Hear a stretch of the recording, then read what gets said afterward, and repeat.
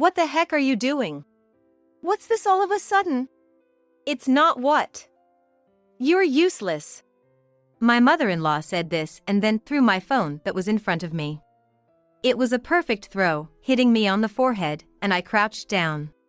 What did I do to deserve this? I glared back at my mother-in-law. She didn't like that one bit and kicked me even harder. You're such an impudent woman. What's your problem with me? Just then, my sister-in-law arrived. Don't you get it? You should be grateful just to be allowed to stay in this house. Get up now. She then pulled my hair and forced me to stand. Stop it, please. Don't make a scene. Come on, help me out here. Leave it to me. I couldn't understand why this was happening. Get started on dinner now. And if it's bad again, you'll hear from me. Since coming to my in-laws, I've been doing all the household chores alone. No one's going to help you. That's right. You're all alone in this world. They both started laughing in a creepy way. Maybe they're right, maybe I am all alone. Right before getting married, both my parents died in an accident. Furthermore, the original purpose of living together, my father-in-law, had also passed away. Maybe that's when my heart died. I'm home. What are you doing? You came back at just the right time. I was just teaching this woman her place in this house. Why don't you say something too? I'm tired.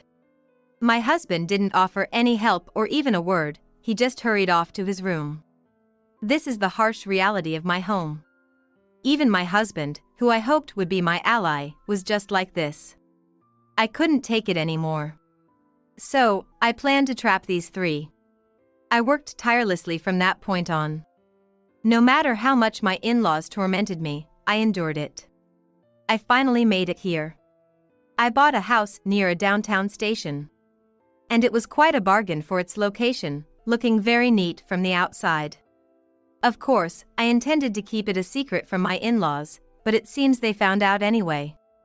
I can't believe you bought such a nice house without us knowing. You knew about it.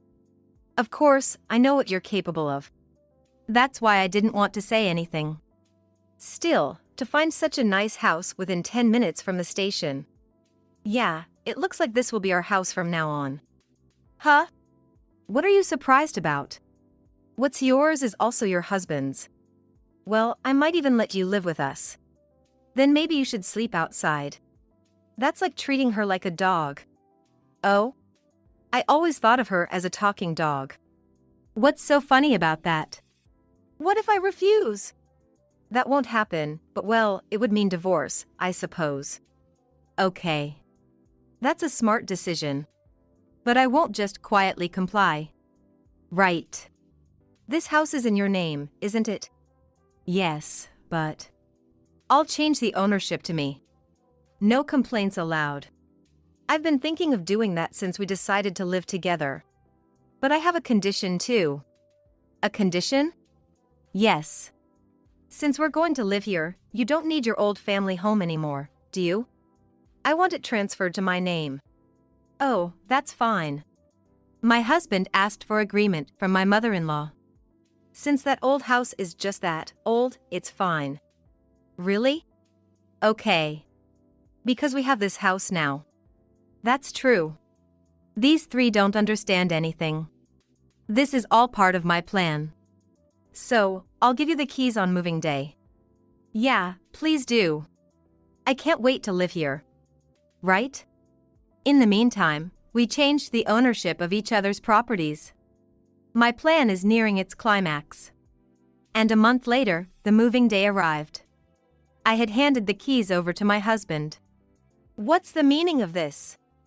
My mother-in-law called in a frenzy. What's the matter? Why are you so flustered? You tricked us. Finally realized, huh? It's too late. But you were the ones who said you wanted to live in that house. Huh? How are we supposed to live in this house? That's for you to figure out. Don't joke with me. That's your home now. You did this on purpose, didn't you? Well, maybe. Anyway, good luck. I hung up the phone and headed somewhere. This operation couldn't have been done by me alone. And there's still some finishing to do. My name is Lena, and I worked as a nurse at a hospital. Having admired my mother who was a nurse, I've aspired to this profession since I was little. When I was 28, I was assigned to my current husband, Ethan, as his nurse. Lena, do you have a boyfriend? That topic again? I'm just curious. I don't. I see. Ethan had fractured his right leg in a motorcycle accident. It was a serious injury that would take 2 months to heal completely. He got along well with the other patients in his room. Thanks to Ethan's cheerful personality, what was once a gloomy hospital room is now almost too noisy. Then, a week before his discharge. Lena, I have a request. Yes, what is it? How do I say this? Normally straightforward, today he seemed restless and uneasy. Are you feeling unwell? No, it's not that. Then Ethan took a deep breath. Would you go on a date with me sometime? Really? Is that a no? I hesitated. I've been approached like this before, but honestly, none were really my type. There had been persistent ones, and I had gone on a date just once. Sure, he's a nice guy, but if it doesn't work out, I'll give up. Please. His earnestness caught me off guard, and I found myself agreeing. 2 weeks after Ethan was discharged, we went on a date. Initially, it was supposed to be just once, but before I knew it, it turned into 2, then 3 times. About a year later, Ethan formally confessed his feelings. By then, I had fallen for him, so I accepted his confession. Looking forward to our future together. Me too. Our relationship smoothly progressed, and a year passed. Then, on my 30th birthday, he proposed. I accepted Ethan's proposal, moved by his passion. After greeting my parents, we went to Ethan's family home. This was the beginning of everything. Or maybe it was all set when I accepted the proposal. You must be Lena. Ethan has really brought home someone wonderful, hasn't he? That's true. She's almost too good for Ethan. No, I'm not that. His mother's first impression was of a very calm and kind person. His father appeared stern but showed a deep conviction behind it. Ethan had a sister, but she wasn't there at that time. Thus accepted by my in-laws, I believed I would surely have a happy married life. However, that belief would soon crumble after starting our married life. We rented a place about halfway between our parents' homes. Having never lived together, I was internally nervous. It seemed Ethan felt the same, and the first week we were both cautious. But after a month, we were living worry-free. I was unsure at first. Me too. But now it's incredibly fun. Yeah. Just 3 months after we started living together. I had just returned from a night shift and was about to take a shower and nap when my phone rang. It was from the hospital where I work. Hello. The call was unbelievable. I'll be there immediately. I quickly changed and left the house. By the time I arrived at the hospital, the procedures were already done, and I was led to a separate room. I had been here many times before. It's the last room I wanted to enter. Why has this happened? There lay my parents, no longer moving. I collapsed to my knees. They had died. A drunk driver had crashed into them. And by the time I reached the hospital, the situation was dire. Ethan also arrived soon after hearing the situation. Lena! No way! At that moment, I was too confused to think straight. Ethan gently embraced me, helping me regain my sanity. Are you feeling better? Yeah, thanks. I never thought this would happen. If my parents were alive, we would have been planning to have the ceremony next month. Being an only child, my parents were really looking forward to it. Now I won't be able to show them my wedding dress. Every time I realize my parents are gone, I can't stop crying. But I didn't have time to grieve slowly. I'll help too. Thank you. So just let me know whatever you need. Preparations for my parents' funeral started immediately. With Ethan's help, we were able to conduct the funeral without any problems. And my mother-in-law was really worried about me. It's such a shame about your parents. Yes. And that's when I met Ethan's sister, Mia, for the first time. Like my mother-in-law, she was concerned, which almost made me cry again. I felt ashamed for thinking I had no family left. Just one thing bothered me. By the way, where's your father? The atmosphere suddenly tensed up. Did I say something wrong? Then my mother-in-law quickly smiled. He's not feeling well, I'm sorry. I see. At that time, I didn't realize how bad the situation around my father-in-law was. After the funeral, thanks to Ethan and his family, I was able to live comfortably. Losing my parents had a big impact, but I couldn't stay weak forever. My parents would have been upset seeing me like that. A year passed, and I was living my days no different from before. Can we talk? Is that okay? Yeah, what's up? Actually, my dad's not doing well. He went to the hospital, and it turns out his liver is in bad shape. So it's hard to say, but I was hoping you could take care of him. Do you mean like care for him? Sort of. Yes, that's what it would be. It's not immediate, but we're thinking of moving in together. Moving in? Yeah, it's just him, and you're a nurse, right? It'd be reassuring if something happened. Is that okay? Honestly, I didn't feel indebted to my father-in-law. But I owed a lot to my mother-in-law and Mia, who supported me when my parents died. My answer was decided. All right. I can do it. But I have my job, so I can't be there all the time. That's more than enough. Thank you. Everything happened quickly after that. We started preparing to move immediately, and I soon terminated the lease on the room I had been living in. A week after deciding to move in, I started living at my in-laws' house. Fortunately, the distance to the hospital where I work didn't change. Once we moved in, I mainly took care of my father-in-law. Lena, you're really putting yourself out. Not at all. This was my decision. I appreciate it. At first, my mother-in-law and Mia were happy I came, but their behavior changed within a few days. Usually, my father-in-law stayed in his room, but they hardly checked on him or acted as if he was a nuisance. I realized this one night. So, what will happen to Dad? Well, he won't last long. He's ignorant about diseases. That's why you've been feeding him bad stuff for years, haven't you? That finally paid off. Glad she came. Now we don't have to see his face. Right. They were probably talking about me. But I couldn't understand why they hated my father-in-law so much. I quietly returned to my bedroom, trying not to be noticed. I debated whether to tell Ethan. As I was about to wake him up, I hesitated. What if Ethan is also in on it?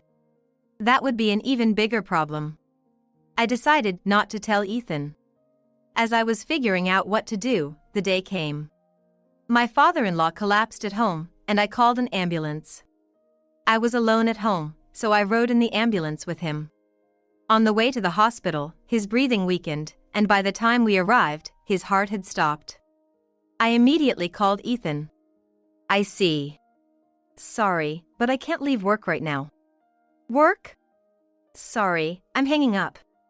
How could he remain so calm? I also contacted my mother-in-law and Mia, but like Ethan, they did not come to the hospital. My father-in-law's death marked the beginning of the worst environment around me. The kind mother-in-law I knew was gone. She was like a completely different person. Now that he's gone, you'll follow my instructions. Mom, don't forget about me too, okay? I know. She was so different, it was hard to keep up. It seems that what I heard that night was true. They had wanted him dead. You look confused. Should I explain? That's when my mother-in-law started to tell me about the past. It turns out my father-in-law was very abusive when he was younger. Initially, my mother-in-law was the target, but eventually, my sister-in-law became a target too, which raises new questions about Ethan.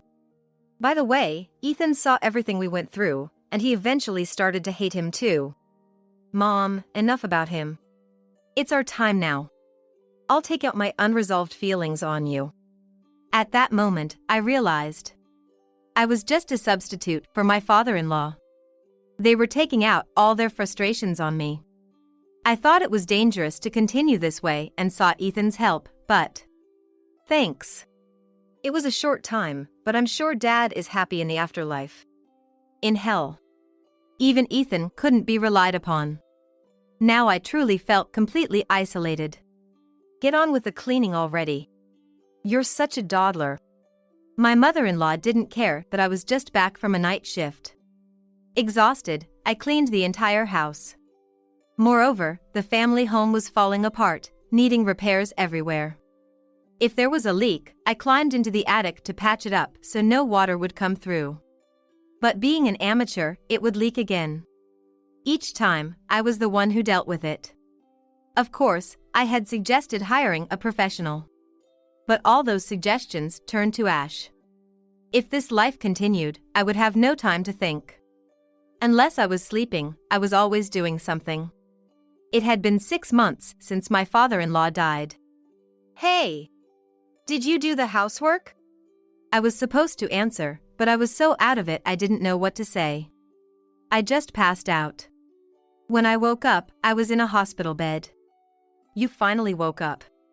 The doctor says it's probably from overwork. I was really worried. I thought maybe they'd have some remorse after I collapsed. But the next moment, I realized people don't change that easily. It's good it was just overwork. Otherwise, who would clean the house? Right. And who would cook for us? You've rested enough. Let's go home now. Hey! Eventually, my in-laws forcibly took me from the hospital back to their home. This shouldn't be allowed. And my anger towards my in-laws was reaching its limit. Even if I collapsed, nothing would change in my life. Since there was no rest at home, I deliberately started coming home late. Instead of taking the train from the usual station, I decided to walk a bit.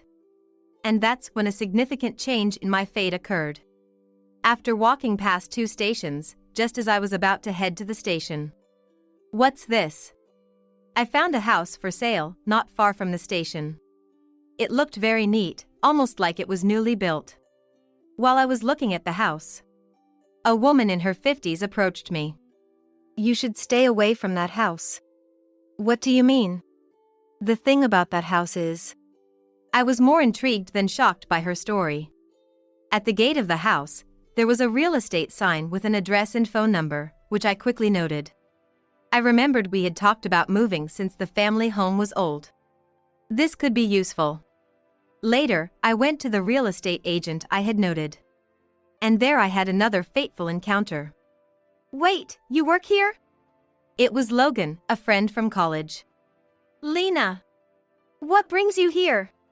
Well, I was interested in a property. Leave it to me. So, I told Logan about the house. His expression clouded. That house is... It's okay. I already heard about it from a neighbor. Oh, you did? I'll get straight to the point. How much is it? Huh? How much are they selling that house for? Wait a sec. It's quite a bargain right now, maybe $400,000. $400,000. But maybe I could manage the mortgage. As I was thinking this. Can I ask? Yeah. Why that house? You're married, right?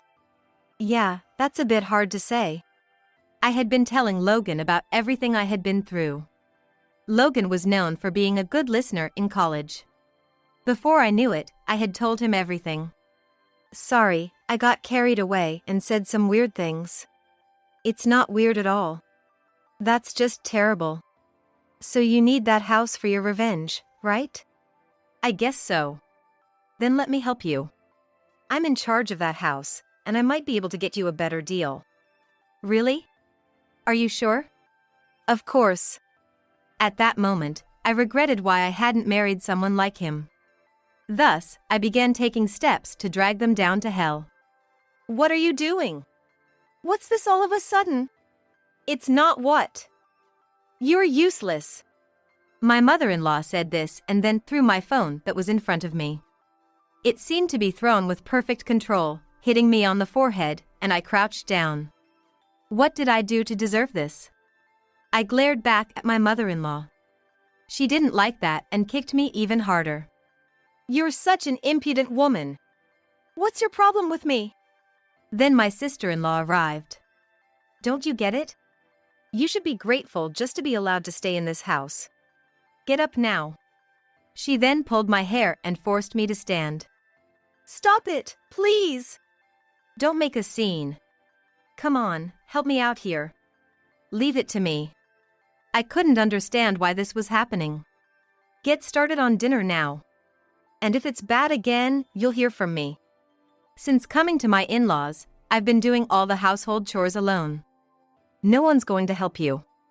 That's right. You're all alone in this world. They both started laughing in a creepy way. I'm home. What are you doing? You came back at just the right time. I was just teaching this woman her place in this house. Why don't you say something too? I'm tired. Ethan didn't offer any help or even a word, he just hurried off to his room. This is the harsh reality of my home. Even Ethan, who I hoped would be my ally, was just like this. I finally made it here. After that, Logan and I collaborated, and I decided to buy that house. Moreover, I deliberately made it obvious by placing documents related to the property in easily noticeable positions. And when I went to check the house after the purchase. I can't believe you bought such a nice house without us knowing. You knew about it. Of course, I know what you're capable of. I pretended to be surprised. Still, to find such a nice house within 10 minutes from the station. Yeah, it looks like this will be our house from now on. Huh? What are you surprised about? What's mine is also my husband's. Well, I might even let you live with us. Then maybe you should sleep outside. Sister, that's like treating her like a dog. Oh? I always thought of her as a talking dog. What's so funny about that? What if I refuse? That won't happen, but well, it would mean divorce, I suppose. All right. That's a smart decision. But I won't just quietly comply. Right. This house is in your name, isn't it? Yes, but... I'll change the ownership to me. No complaints allowed. I've been thinking of doing that since we decided to live together. But I have a condition too. A condition? Yes. Since we're going to live here, you don't need your old family home anymore, do you? I want it transferred to my name. Oh, that's fine. Ethan asked for agreement from my mother-in-law. Since that old house is just that old, it's fine. Really? Okay. Because we have this house now. That's true. These three don't understand anything. This is all part of my plan. So, I'll give you the keys on moving day. Yeah, please do. I can't wait to live here. Right. In the meantime, we changed the ownership of each other's homes. My plan is now coming to a head. And a month later, the moving day arrived. I had handed the keys over to my husband. What is this supposed to mean? A frantic call came from my mother-in-law. What's the matter? Why are you so panicked? You tricked us. Finally realized, huh? It's too late. But you were the ones who said you wanted to live in that house. Huh? How are we supposed to live in this house? That's for you to figure out. Don't joke with me. That's your home now. You did this on purpose, didn't you? Well, maybe. Anyway, good luck. I hung up the phone and headed somewhere. This operation couldn't have been done by me alone. And there's still some finishing to do. I immediately went to meet Logan to report that it had gone smoothly. So it was successful, huh? It was all thanks to your advice, Logan. It's nothing. I had asked Logan for something crucial. That was to put the family home up for sale. I wanted to truly leave them without a place to return to. and he proceeded with the procedures right away. Later, when I came to the family home to move out, I knew you'd come. The three of them had shown up. Why is this house for sale? Well, it's mine now, so I can do whatever I want, right? What even is that house? How was it? It's a nice house, isn't it? Huh? What's nice about that sham of a house? That's right. The house I bought looked nice from the outside, but was a mess inside and not immediately livable. And that house is creepy. I didn't miss that comment. Exactly, that house had a family murder-suicide a little while ago. It's quite famous in that neighborhood. That's why. The neighbors were looking at me weird on moving day. It might be cursed. Don't mess with me. Ethan then threatened me with his fist. If you do that, it's straight to the police. Well, it looks like that's where you're going now. Huh? I pulled out my phone and played a recording. It was a recording of Ethan, my mother-in-law, and my sister-in-law continuously harassing me. I had decided to gather evidence ever since I planned to buy that house. And here it was. This is undeniable proof, right? What are you going to do with it? I'm thinking of taking this to the police. And you told me it would be better if we split, right? That's... So, I'll grant you that wish, Ethan. You're happy now, right? Wait a minute. If you do that, you might get arrested. But that's what you deserve. Also, since you can't live here, please disappear quickly. I left the three of them standing there, stunned, and walked away. Later, this incident quickly spread to my ex-husband's company. Well, after everything they did, it was to be expected. The facts about the affairs and the family's mistreatment of the bride were almost all exposed. But the impact wasn't just that. Maybe there will be a claim for damages. Word got out to the clients who value trust above all, and it seems they terminated their contracts. Keeping my ex-husband employed was now just a liability. Eventually, he was forced to resign. And with no severance pay. Furthermore, he struggled to find new employment, and the family relations were at their worst. He showed up in front of me about 6 months after the divorce. What are you doing here? It was right after he left the company. The man standing before me was my ex-husband. He had been average built half a year ago, but now was gaunt to the point of being unrecognizable. Just one look, and it was clear he had been through a lot. Well, he should be grateful that's all that happened. After the divorce, I had demanded a decent alimony from him. Of course, from my mother-in-law and sister-in-law too. When I consulted the police, they proposed a settlement, which I accepted. This must be their toughest time. How are your mother and sister? They're managing somehow. They're both always at home. Always? Does that mean they're not working? Yeah. I wonder how deep their laziness goes. I was so appalled I was at a loss for words. They always say they want to return to their old lives. I couldn't help but interject when I heard that. You're not working, so it's impossible. What about you? No, I've been really busy. From his response, I realized. My ex-husband was not working either. They really were terrible people. It was definitely right to divorce. I expected my ex-husband to retort, but he didn't. Instead, he apologized. I've really caused you a lot of trouble. I'm sorry. What do you mean by that? I was wrong. I should have ignored my mother and sister and stood by your side. And you think I would forgive you for that? Please! I'm thinking of cutting ties with those two. That should give you peace of mind, right? So, let's live together again, okay? A heavy sigh escaped me.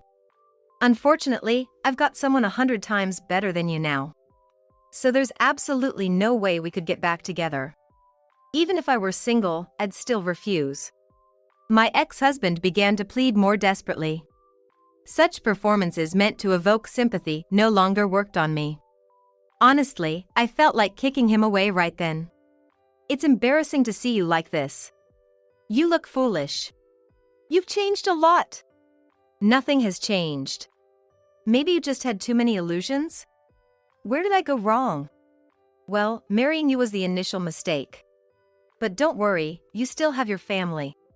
With those words, I left him there and walked away. I went home, and never again did he contact me. Later, an opportunity arose to learn about the situation of my ex-husband and his family. It came through a report from a friend. That's what happened? I just happened to see it, but it was a mess. That bad? Yeah. According to my friend, they were struggling greatly. It was no surprise. The three jobless individuals were living as if each day was a battle for survival. Eventually, that house had to be sold, but due to its bad reputation, it fetched next to nothing. Living in a cramped room, they had no private space. As a result, fights increased, becoming so frequent that they became well known in the neighborhood. Yeah, just the other day, I saw a police car stopped by their place. What could they possibly have done? I could vividly imagine my mother-in-law and sister-in-law yelling at each other. I had no desire to meet them, but I was somewhat curious to see how they were living in their hell. It'd be interesting if they were heading for utter ruin. On the other hand, my life now was like heaven compared to before. My first marriage had been a terrible experience. Even now, the hardships of that time sometimes haunt my dreams, but I'm not pessimistic. That's because the person beside me truly loves and supports me. Shall we go? Yeah. You look really happy. Did something good happen? Well, yeah. Just having Logan by my side is enough for me. In my previous marriage, I might have demanded too much. Perhaps that was a reason for its failure. So this time, I'm making sure not to make the same mistakes. I'm fully committed to protecting my current place. Today's weather is clear. It's a perfect day to reaffirm my resolution. I'm pregnant with Michael's child. It'll be born soon. You should break up with Michael. Shocked by my sister's words, who suddenly showed up at my house, I was more dismayed than surprised. To think she would boast about having an affair with her sister's husband and being pregnant. It was unexpectedly shameless. It's because you never got pregnant that this happened.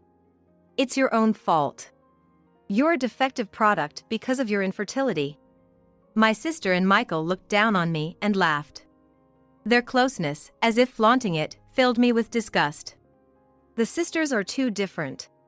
I was so hurt that I couldn't even speak. Michael's gaze was surprisingly cold. I'm getting remarried, so let's divorce. If that's what you want, fine. I'll let you go. But is it really Michael's child? After all, my sister and Michael left the house, and I was left alone. But being alone allows me to think deeply. Actually, about that. Things are getting interesting. Just watch. I will make sure they get what they deserve for what they did to me. My name is Kimberly. I married Michael, the managing director and the CEO's son, when I was 30. My in-laws, who had been very kind to me since I was just an employee, introduced us, and that led to our marriage. My parents also blessed our marriage, and relations with people around us were good. Even after getting married, we worked at the same place, and at first, everything seemed to go well. I never imagined I would be pushed into such misery later. Michael, who was initially kind, changed drastically after our marriage. Hey Michael, if you're going to be late, at least let me know in advance. Huh? Why should I have to report my schedule to you? I'll do what I want. But I have to prepare dinner. Shut up. Don't order me around. You're the one doing all this on your own. He'd complain if dinner wasn't ready when he wanted it, though. Watching Michael storm out, I sighed. Right after we married, Michael began spending money recklessly. He dumped his work on his subordinates and frolicked around. Calling it business, he roamed the nightlife almost every morning. I thought he had settled down after becoming a professional, but his true colors showed. What do you mean? I was at the same university as him, and back then, he was famously extravagant. He was out every day and seemed to have multiple girlfriends at the same time. It was so bad that the CEO got angry. I heard he almost cut ties. After that, he seemed to calm down and get serious. I was too shocked to speak. I could clearly hear my voice trembling as I forced it out. I had no idea. A coworker next to me nodded repeatedly. When he joined the company, he was really serious. Everyone thought the CEO's scolding had woken him up. That's probably why he was made the managing director. That's what I thought. Kimberly, you're well regarded in the company. Maybe he let his guard down because you were introduced as his bride? He probably convinced himself that he could take over the company this way. Indeed, Michael's reputation was visibly deteriorating. There were even voices saying that Michael should be fired and the current executive director should be promoted to managing director. That bastard, he underestimated me again. He should know his place. Michael always complains about his boss when he's at home. As he is my immediate supervisor, I felt cornered. Why do you, my wife, have to work under him? Well, I'm in charge of accounting. He seemed displeased with my rebuttal as I spoke up, despite being scared by his yelling. Michael banged on the wall, making a loud noise. Shut up. Don't talk back. Get him fired. It's harassment or something. You work with him. You can figure something out. It's impossible. He's a decent person. Don't take his side. You're my wife. Michael only complains without making any effort. Moreover, he has never contributed money to our household since we got married. I manage all our finances with my salary. I'm managing somehow because I work full-time, but I'm anxious about the future. Hey, can you at least contribute some money to the house? For groceries or utility bills. Huh? Why should I give you my money? You work too, right? That's no way to speak. Aren't we a couple? At least help me with the living expenses. For the first time, I stood my ground against Michael's anger. I was the one paying for everything, groceries and utilities, and life was truly difficult. It's impossible for me to support a lifestyle meant for two on my own. Yet Michael didn't understand. He probably didn't even try to. To him, I'm just a trophy, something to have for the sake of taking over the company. What? Did you marry me for my money after all? That's not it at all. It's hard to maintain the lifestyle you want with just my salary. That's why I'm asking for cooperation. Shut up. This is why I hate poor people. It makes me sick. Don't show your face for a while. It's impossible to discuss anything. But I hesitate to consult my in-laws. They are good people, and discussing such matters would only worry them, and I don't want to cause any strain due to Michael. They are as important to me as my own parents. If my in-laws were to scold Michael, he would take it out on me. I didn't want that. The house we live in was built by my in-laws. They provided the money, and left everything about the house to Michael and me. Back then, when he was still reasonable, it was fun to make decisions about the house together, but now it feels like a distant memory. But to repay my in-laws for their kindness, I'll try a little harder. I renewed my resolve and headed to work. As I remembered my in-laws' kindness, I endured Michael for 3 more years. Michael's behavior only worsened, and now he's notoriously a prodigal son. Moreover, he boasts about not contributing money to the household at social drinking events. Because of this, people say I am meek and can't control my husband, or they pity me as a poor woman stuck with a useless man. I feel confined even when shopping, feeling like someone might be talking about me. Even among the employees, there are those who look down on me for not being able to discipline Michael. Why do you let your husband do whatever he wants? If I had someone like that in the same house, I couldn't stand it. Are you afraid of getting divorced? Look, if you keep quiet, you might become the CEO's wife. If that playboy becomes CEO, then his wife is practically the CEO. That would be a takeover. She looks quiet, but she's scary. Complaining to Michael only results in him yelling, and if such a person becomes CEO, the employees will surely be lost, so they direct their complaints and anxieties towards me. Kimberly, you look pale. Are you okay? Yes, I'm fine. If you have any troubles, feel free to talk to me. Thank you very much. My in-laws also subtly care for me, but I still haven't been able to discuss MILl with them. Delaying the conversation because I thought I could still endure it has led to a feeling of guilt, as if I'm hiding something. Unable to express my situation well, I became reticent, and it seems that a distance has formed between me and my in-laws. We treat each other as if handling a bruise, and it's heartbreaking. They are truly good people, but I'm the reason they look so troubled.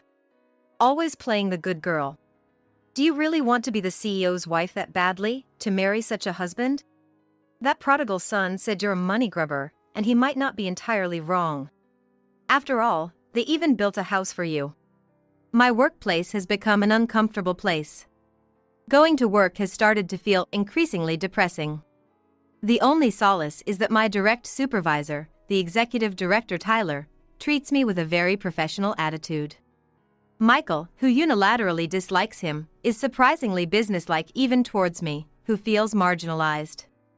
Being distanced from my in-laws and becoming a target of rumors, his detached attitude is a relief. Kimberly, please make a copy of this document. Sure. Trying to please both the executive and the managing director, playing everyone's favorite. Maybe she's thinking it'll be good no matter who becomes CEO. What an ambitious woman. I'm just doing what I need to do. I'm only working, no matter what they say. I'm not in the wrong. No matter how many times I tell myself that, my hands still shake. I heard that after a while, my in-laws told MILl, "We cannot let you take over the company in this state." MILl, red-faced and furious, relayed this to me. It's your fault. You never having kids is why they're saying this. I don't understand how it's come to this. After all, he comes home in the early morning every day. How could it be easy to have a child? Why would it come to that? Your parents just want you to work seriously. You're saying I'm not working? Don't joke.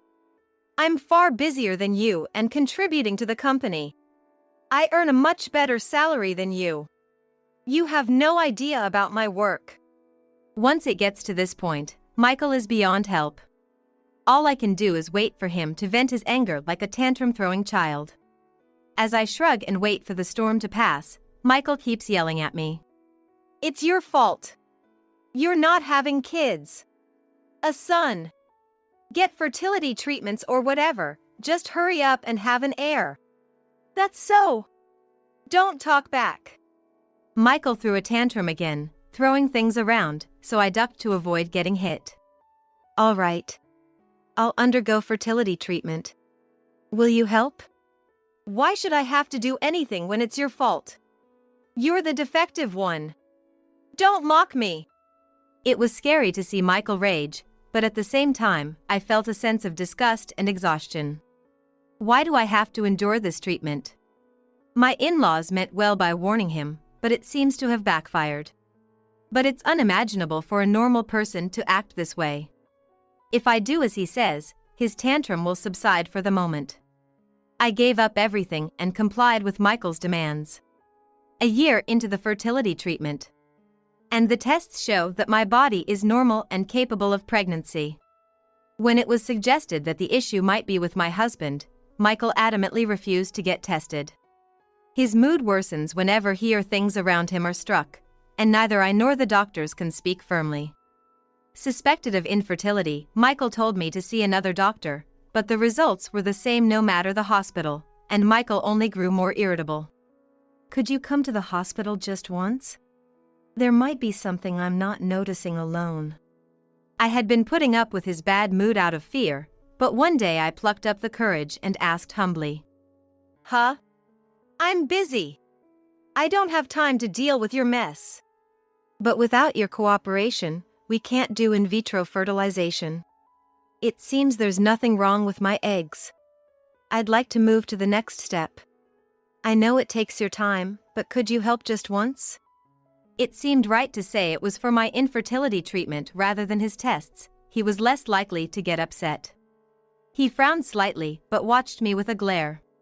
You're paying for the treatment, right? Of course. It's my fault. I'll take full responsibility. All right. I guess I'll go then.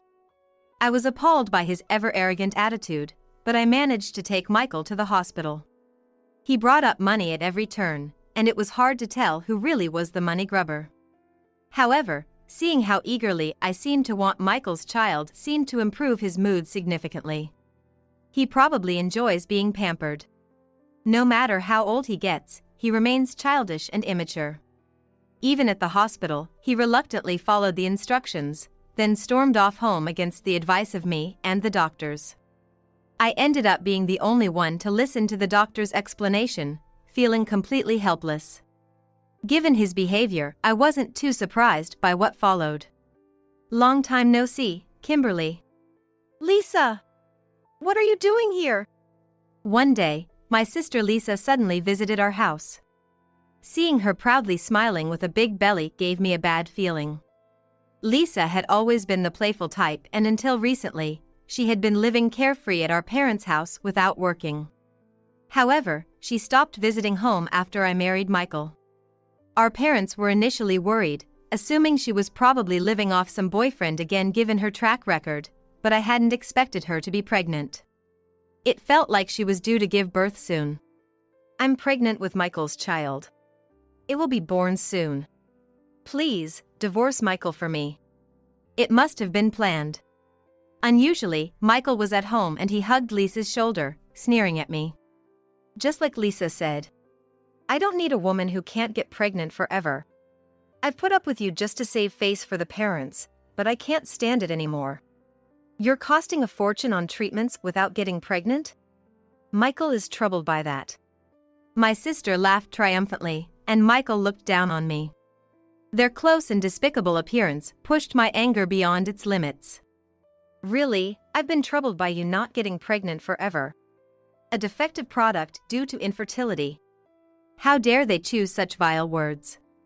They must be thinking of nothing but hurting me. They say they don't need a defective product like you anymore.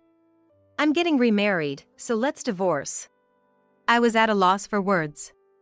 I knew he was a womanizer, but I never thought he would cheat with my sister. When I introduced Lisa to Michael, she was overly flirtatious, but I hadn't expected it to go this far. Okay. I'll get ready, just give me a moment. Judging that I had given in, both Lisa and Michael seemed pleased. What drives them to this extent? I don't recall ever doing anything to harass or hurt them, but it's surprising to see how much they dislike me to treat me this way. Hurry up, you know. Stress is toxic to the baby. If you had any decent sense, you'd celebrate your sister and husband's new start and pack your bags and leave quickly. It's surprising to hear words about decent sense from Michael. Being lectured on morals and common sense by these people is the ultimate insult. Or better yet, can you just leave now? A useless person who can't have kids doesn't need to be in the house. Go back to your parents. They're sweet on you, even if you're a failure. Hearing Lisa's words made my blood boil. My parents, who supported my diligent studies and encouraged me despite being plain. Yet they did the same for Lisa, worrying and scolding her for her late returns from her nightly escapades until now. I don't think my parents' love was unequal. In fact, I often felt that despite my sister's delinquency and my being somewhat of an honor student, there was no noticeable difference in how we were loved, almost making me feel less loved. What is she talking about? I suppressed the urge to shout back and feigned calm. It will take some time to pack and explain the situation to others. Please wait a little longer. When I pretended to be disheartened, Lisa and Michael were very pleased. Especially Lisa, who, while pretending to be displeased, couldn't hide the smirk on her lips. Her expression twisted as if torturing me was her greatest pleasure. I don't want to see your miserable face. Lisa's insincere falsetto was echoed by Michael. It would be a disaster if Lisa and the baby got sick. We have no choice but to rent a hotel for us today. Get out right now. Got it? After saying what they wanted to, they left the house. The house that my in-laws bought for us. They must have wanted their son to be responsible. And they treasured it. Even my parents were worried about my sister. The two of them just trampled over everyone's feelings. I'll get my revenge, no matter what. If that's what you want to, fine, I'll give you a divorce. I wanted to divorce too, so that in itself should be welcome. But I will never allow those two to be happy. Just watch. I'll show them hell. I made my preparations. I moved out quickly with my stuff packed, but I dragged out the divorce proceedings for various reasons. In the meantime, I actively worked on gathering evidence and rallying support from others. Since Lisa's belly was quite big, she would probably give birth while I was preparing my revenge. It's because they're not planners that things turned out this way. Being unmarried and giving birth must be tough, but it seems they're not really feeling it. They kept nagging me to hurry up and divorce, but there was no urgency in their demands. Truly appalling people. Are you sure it's Michael's child? After all, that man. Wondering about this, I decided to talk to my in-laws. They had already heard from Michael and Lisa, so it was good timing. Everything is ready. Now, all that's left is to show them hell. A month flew by, and I heard that Lisa had given birth. What right do you have to show up here? You're still clinging to Michael, aren't you? When I entered the hospital room, Lisa looked displeased. She must be enjoying saying mean things to me since she was smirking. Michael also glared at me, following Lisa's lead. I don't know what you've told my parents, but we're strangers now, so stay out of it. You got me scolded. That's because of your unreasonable behavior, I think. But it's useless to say anything. Oh no! My sister might be stalking Michael. It's troublesome. I have Lisa now. Truly blissful people. I held back a sigh and tried not to show my emotions.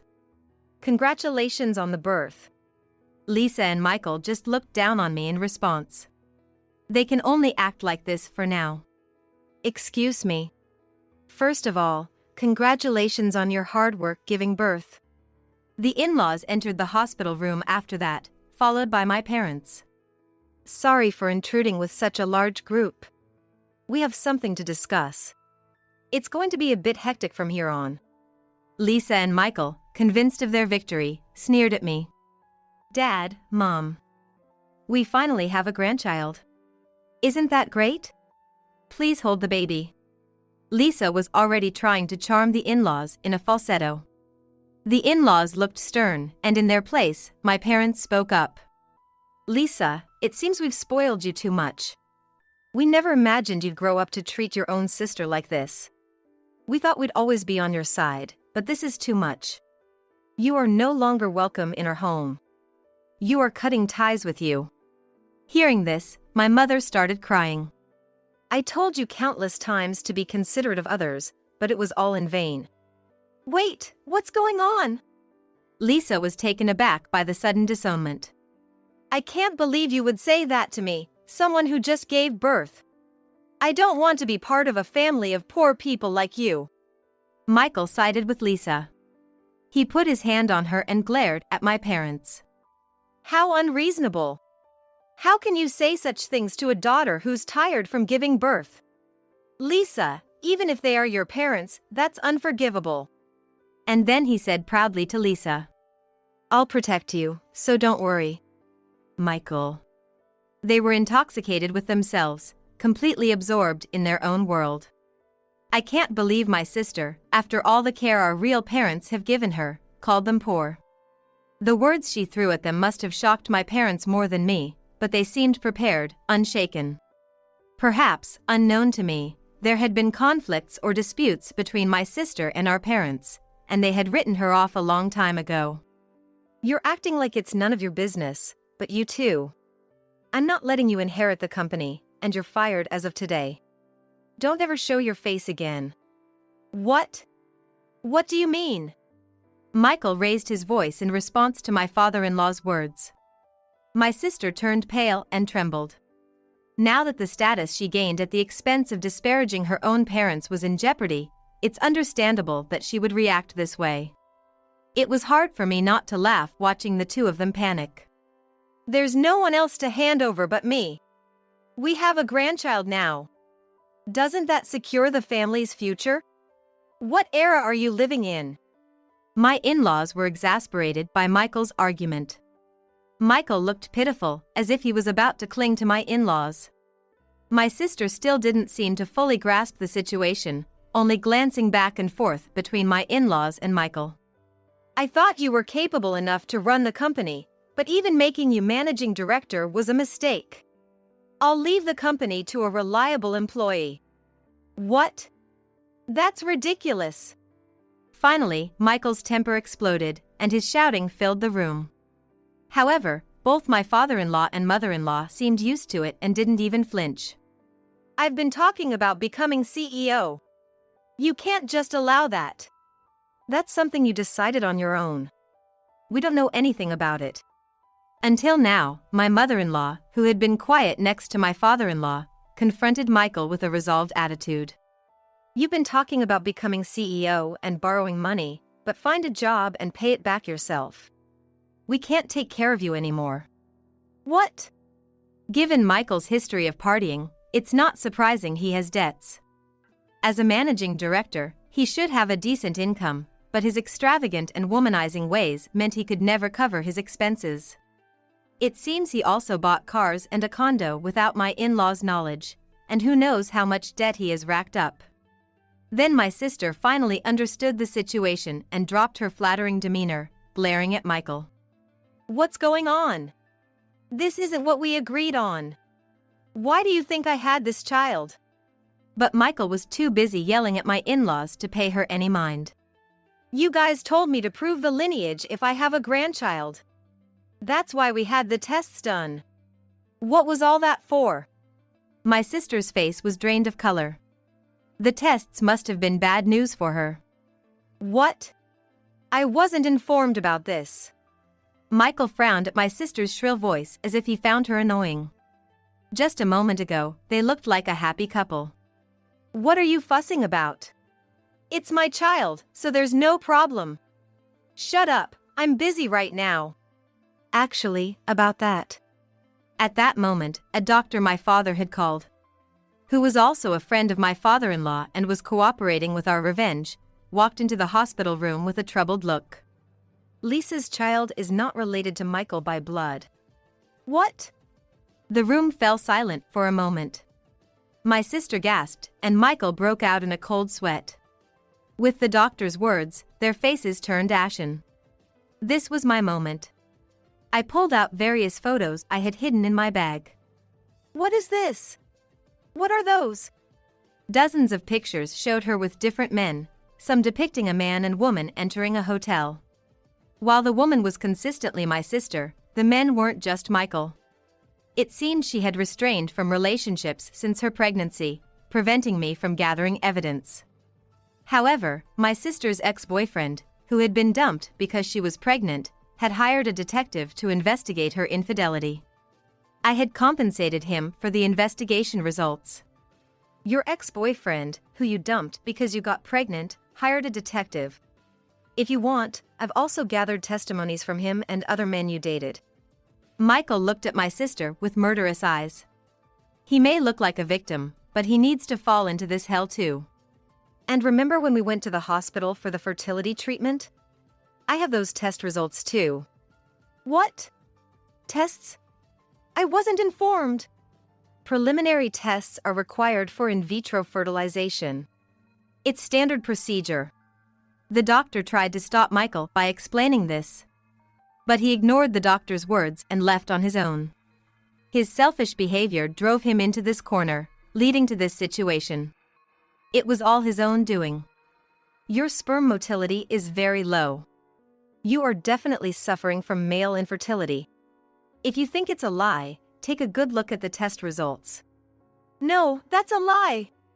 Michael's reaction was more amusing than I had imagined. His face turned pale, and with trembling hands, he snatched the test results I handed him. He widened his eyes, repeatedly reading the content, and sweat broke out all over his body. His lips quivered as if he was about to collapse. The DNA test also showed that the child isn't yours, and the father is probably one of the men in these photos. I told Michael as he was shaken by the fact he was infertile. Then, Michael shoved the test results back at me and yelled at Lisa. "You deceived me! You whore!"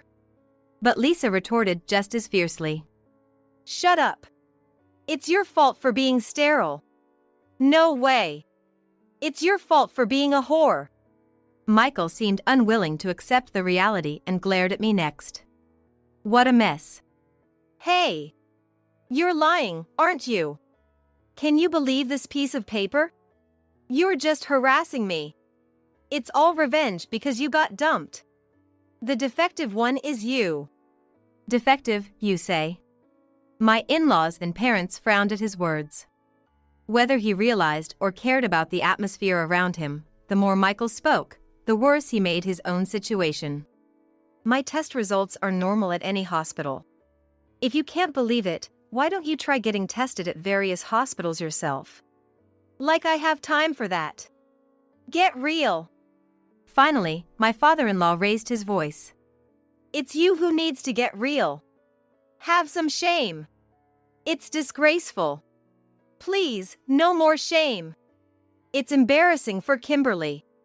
With those words from my in-laws, Michael flinched. Instead of his yelling, Lisa chimed in. "Your actions have doomed me too. What are you going to do about it?" "Shut up, whore. That's my line. You completely deceived me. Take the kid and disappear." An unbearable argument ensued. Ultimately, it's a relationship tied by money. Their true colors and desires exposed, it was embarrassing even to watch. "You wouldn't have any good qualities if you didn't have money. An old flashy woman talking big." My in-laws and parents held their heads in dismay. I'm at a loss for words. How did they end up this way? I feel sorry for the baby. The child is innocent. I was worried about the child too. With such parents, the future seems uncertain, and it's questionable if the child can even be properly raised. Unconcerned with our worries, my sister looked at us. Apparently, she cared more about herself than her child's future. "You caught a weird man, and now my life is ruined. What are you going to do about it? Take responsibility." Michael grabbed Lisa's shoulder. He looked ready to strike. "What did you say? You! Don't touch me! You sterile man!" I was utterly exasperated. I let out a long sigh, releasing all the pent-up frustration I had been holding back. "Your reckless actions are your own responsibility, not mine. In fact, I wish you would take responsibility for them." "Huh? Don't joke with me. You always look down on me. I've always hated the way you look at me." I believe it was actually my sister who looked down on me for living so earnestly. Maybe my sister had her own reasons towards me and our parents. What a coincidence. "I've also been despised by you continuously, and I've never liked your words or attitude." What kind of way is that to talk? You really are not a nice woman. That's why you're abandoned. That must be what they call a double standard. Their talk is completely nonsensical. Negotiation is a waste of time. To conclude, I've decided that you both will take responsibility. I confronted my sister and Michael with a copy of the demand for damages that I had a lawyer prepare. I'm filing for divorce against Michael. Talking it out with these two would be futile, so I resorted to drastic measures. You will definitely pay up.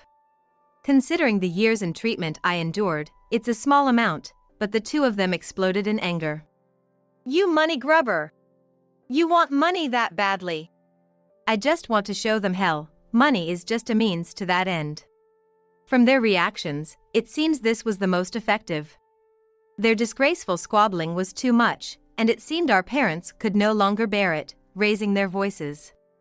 Considering what Kimberly has been through, this amount is too small. Be thankful that this is all it is. How can someone who cheated with her own sister's husband say anything now? You have no grace. Scolding from blood relatives has no effect on selfish people. Their eyes glittered as if everyone but themselves were the enemy. The sight of them raving like madmen, even if anticipated, was frightening. If you say we're strangers, then stop pretending to be parents. That's right. You have nothing to do with us anymore. If they had shown some remorse here, perhaps the disownment might have been retracted. But foolish people prioritize their trivial pride and desires, oblivious to the consequences. Why did it come to this? Michael and I made eye contact. I had a bad feeling. But Michael acted before I could. He glared at me with murderous intent and lunged.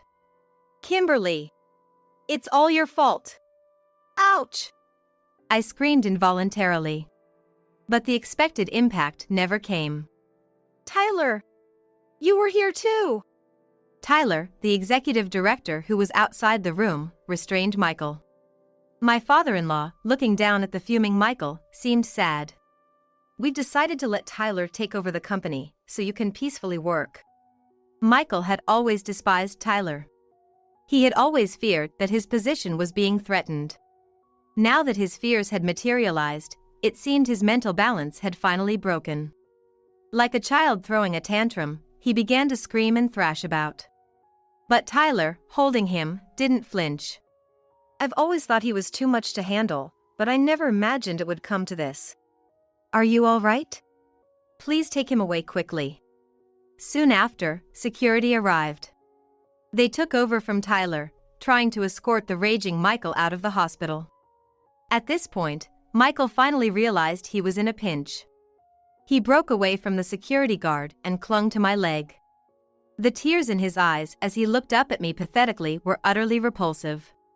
I was wrong. Please don't leave me. Don't you have any pride? Tyler spoke up for me, saying what I wanted to say. He then pulled Michael off me and protectively put his arm around my shoulder.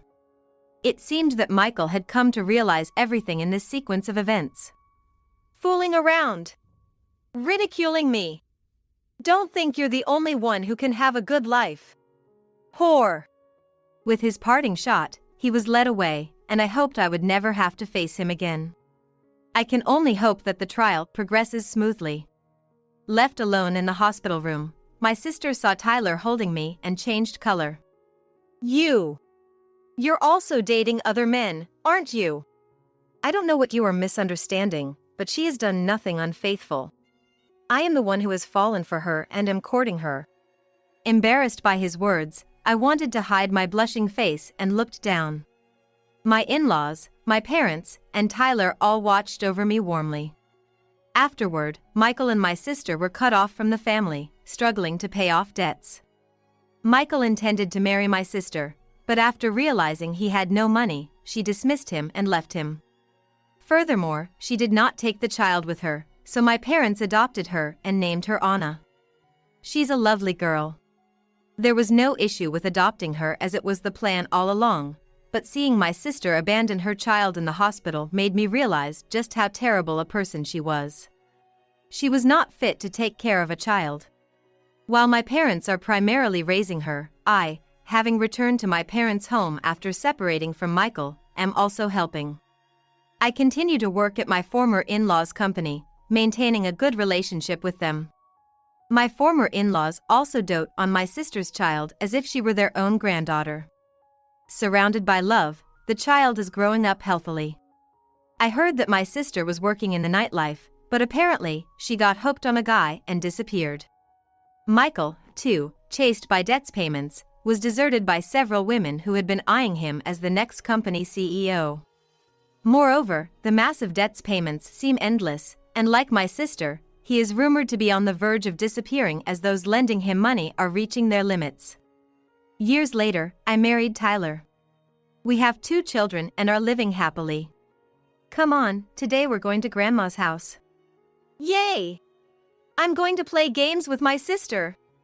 Don't be too spoiled with your sister, okay? Anna, too, has a good relationship with us, and she is adored as a big sister by my children. Kimberly, watch your step. Thanks, love. Tyler has been kind to me for years since our marriage. He says he fell for my true strength and treasures me. With him, I am confident we can overcome anything and will always be happy. This must be a reward from God for surviving through hell. I love you. I love you too. I have finally grasped happiness. A mother-in-law who delights in bullying her daughter-in-law. Right after I announced my pregnancy, she suddenly threw a mug at me. The steam rising from the spilled coffee spoke of its scalding heat. Surprised? The prank was a huge success. She laughed without a shred of remorse, and I felt an anger inside me like never before. If you're gonna play nasty pranks like that, be prepared. My name is Anna. I'm a 29-year-old part-time. I've been married to my husband, Harold, for 4 years, and we haven't been blessed with children yet. We do want them, but such things are gifts, after all. We're starting to think about going to the clinic soon. But for now, I've begun to think about our diet and to make sure we get moderate exercise. The physical aspect is important, but so is the mental. Above all, stress is a big enemy. Though part-time, my job is quite stressful, but considering our finances, quitting isn't an option. Luckily, it's a good place to work with nice people. So, job-related stress is minor and somewhat endearing. But unfortunately, there's something incredibly stressful outside of work. That would be the presence of my mother-in-law. It's common for families to have intense mother-in-law and daughter-in-law conflicts. Our home is no exception.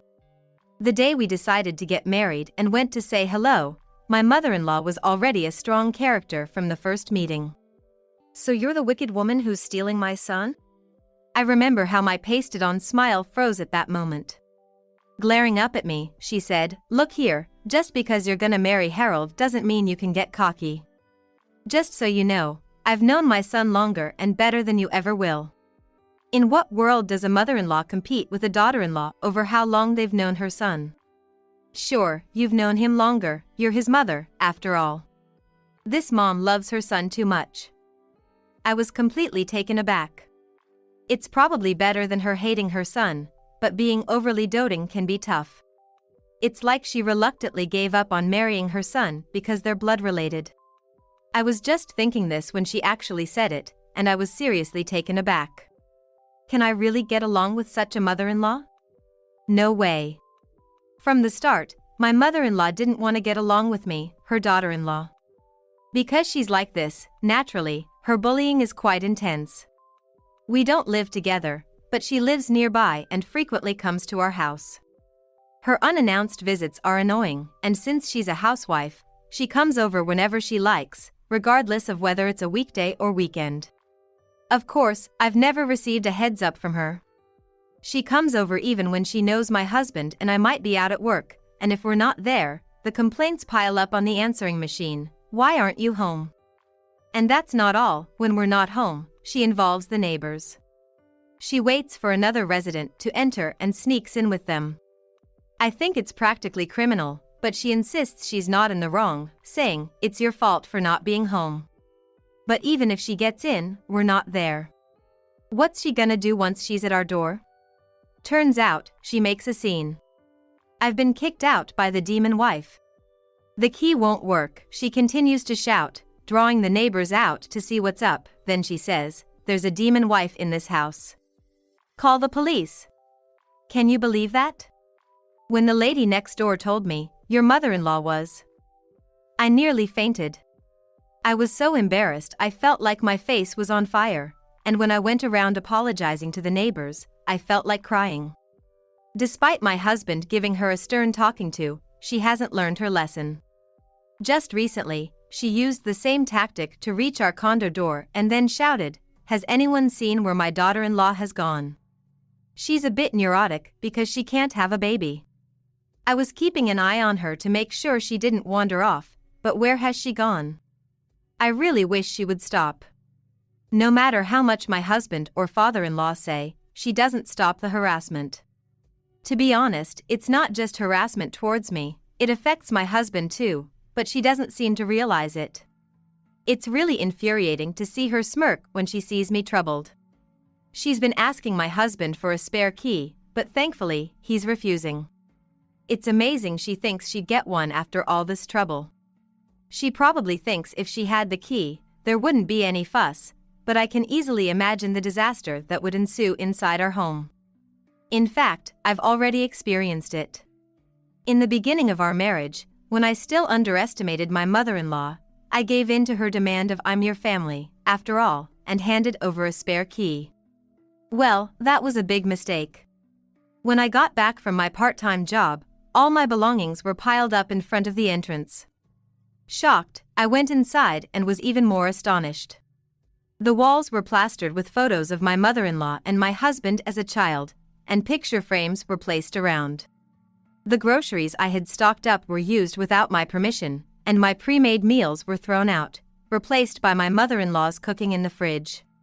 Stunned, my mother-in-law proclaimed, I should be the one cooking for my son, as I'm his mother. Furthermore, she declared, I will sleep in the bedroom with my son. You should sleep in the living room. She even said, there's no place for your belongings in this house. It's for my things. Restoring the belongings she had thrown out was a real hassle. I immediately had my husband take back the spare key. But here's the thing. Unbelievably, she had made a copy of the spare key. When I faced the second redecoration, it caught me off guard and I just crumbled. So I immediately added another lock. Seriously, my mother-in-law's obsession with Harold is just too much. It's gotten to the point where her doting is just creepy. Of course, my husband does scold her. Lectured by her beloved son, she pretends to be remorseful, only to repeat the same behavior. She never learns. It wasn't until he threatened to ban her from our home that she finally quieted down a bit. Really, just a bit. At least she stopped involving the neighbors. But the bullying by her continues. At this point, I guess, it's like her hobby. Is bullying her daughter-in-law her reason for living? No joke. There were times I'd come home from work to find a Tupperware full of her homemade food stuffed into the mailbox.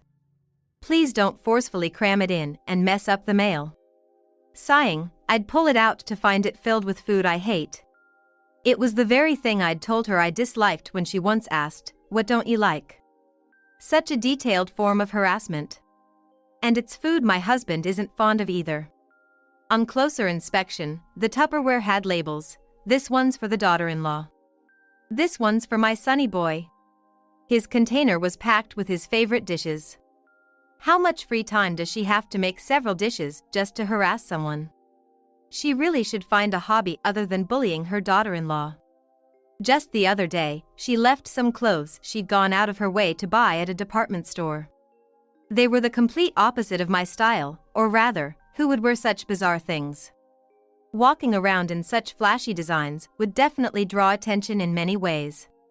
My husband made it clear he wouldn't want to be seen walking with me in that.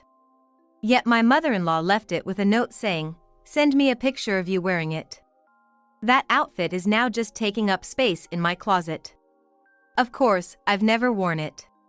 If she really bought it at a department store, I'd like to bring a sales clerk over here. I'd like to ask why they decided to sell such clothes. With all this going on, the stress from my mother-in-law's bullying is unbearable. How am I supposed to even think about having kids in this state of mind? I find myself sighing every day. However, life is strange, isn't it? When all you think about is, I want a baby, it doesn't happen, but when your mind shifts to something like, well, it'd be nice to have one, but first I've got to deal with my mother-in-law. That's when it happens. No way! One day, I found myself shaking as I held a pregnancy test in front of me. There it was, a clear positive result. I rushed out of the bathroom and exclaimed, "It's positive." Whoa, you scared me! Have you not been out in a few days? Thanks for the cliché misunderstanding. But no, it's a positive pregnancy test. Ignoring my husband's typical comment, I thrust the pregnancy test towards him. Huh? Positive? Yes, positive. What? I'm serious. Positive, are we having a baby? Yes. My husband must have been worrying more and more that it wouldn't happen. It took him a moment to grasp what I was saying. Then it finally sunk in. Really? Really? Yes. Thank you, Anna. We did it. We both cried and hugged each other. After we celebrated for a while, we realized that pregnancy is really just the beginning. The early stages require that I shouldn't overexert myself. So, I cut back on my part-time job. As a result, our income decreased, but it's a necessary expense from our savings. I'll work harder, my husband declared, fired up. It's really appreciated. I'll do the shopping and carry the bags. Anna, you don't need to lift anything heavier than a fork. I'll cook too, he announced. It's nice, but a bit over the top. Just so you know, the clothes I'm wearing are already heavier than a fork. After I told him his care was becoming a bit much, he shifted to doing things that I specifically asked for. Thankfully, we successfully confirmed the pregnancy sac and the heartbeat. Hooray! We were overjoyed. As we looked at the photo of the pregnancy sac from the hospital, my husband and I started to discuss what comes next. Yes, here's where the trouble begins. It was like, how do we announce the pregnancy to our parents? My family already has a grandchild from my brother, so it won't be a grandchild fever there. So, we decided to just tell them normally. The problem is on my husband's side. It's always his side, or rather, the problem is my mother-in-law. Normally with a normal mother-in-law, you would just tell her, but his mother is not normal. Still, we can't not tell her, right? Right, we agreed. Both agreed, albeit reluctantly. If it were just my mother-in-law, we might consider keeping it quiet, but my father-in-law is there too. It would be unfair to him not to tell, as it's their first grandchild. So, we decided, albeit reluctantly, to go to my husband's parents' house to announce the pregnancy. We thought about just calling to announce our pregnancy like I did with my family, but since we live close and to avoid any fuss later, we decided to visit his parents' house over the weekend. Right as we opened the front door, my mother-in-law exclaimed, "Oh, Harold. What a surprise, come in," and she pulled him inside. Of course, I was left alone, standing at the entrance. As I hesitated about whether it was okay to just walk in, Harold quickly came back and said, "Sorry, Anna, my mom's grip is like a wrestler's." I couldn't resist. "Come in." Following him, my father-in-law came out and greeted me with an apologetic look. "I'm sorry you always have to deal with this, Anna. She's really good at sneaking around me." It seems he is quite overwhelmed by her too. As Harold and I sat on a two-seater sofa in the living room, my mother-in-law wedged herself between us. "Hey, this sofa is for two people. It's painful, don't push." I had to stand up quickly, and Harold angrily said, "What are you doing, Mom?" Then she replied unabashedly, "Well, it's been so long since my son came home. I want to sit next to you." "Come on, Mom." "Hey, Mirabelle." Before Harold could say anything, my father-in-law spoke up in a stern voice. "But move over." "Okay." He didn't yell, but his presence was commanding enough that even my mother-in-law reluctantly moved. They sat across from us. And finally, Harold said, "We're having a baby," which was the real reason for our visit today. "Congratulations!" Hearing this, my father-in-law's eyes widened before he smiled happily and offered his congratulations. He's usually so expressionless and quiet, so seeing him genuinely happy made me feel happy too. I wonder about my mother-in-law, though. She might end up ecstatically claiming, "I'll raise my grandchild." Harold seemed to think so too. We both braced for her reaction. But contrary to our expectations, she kept her head down and didn't move.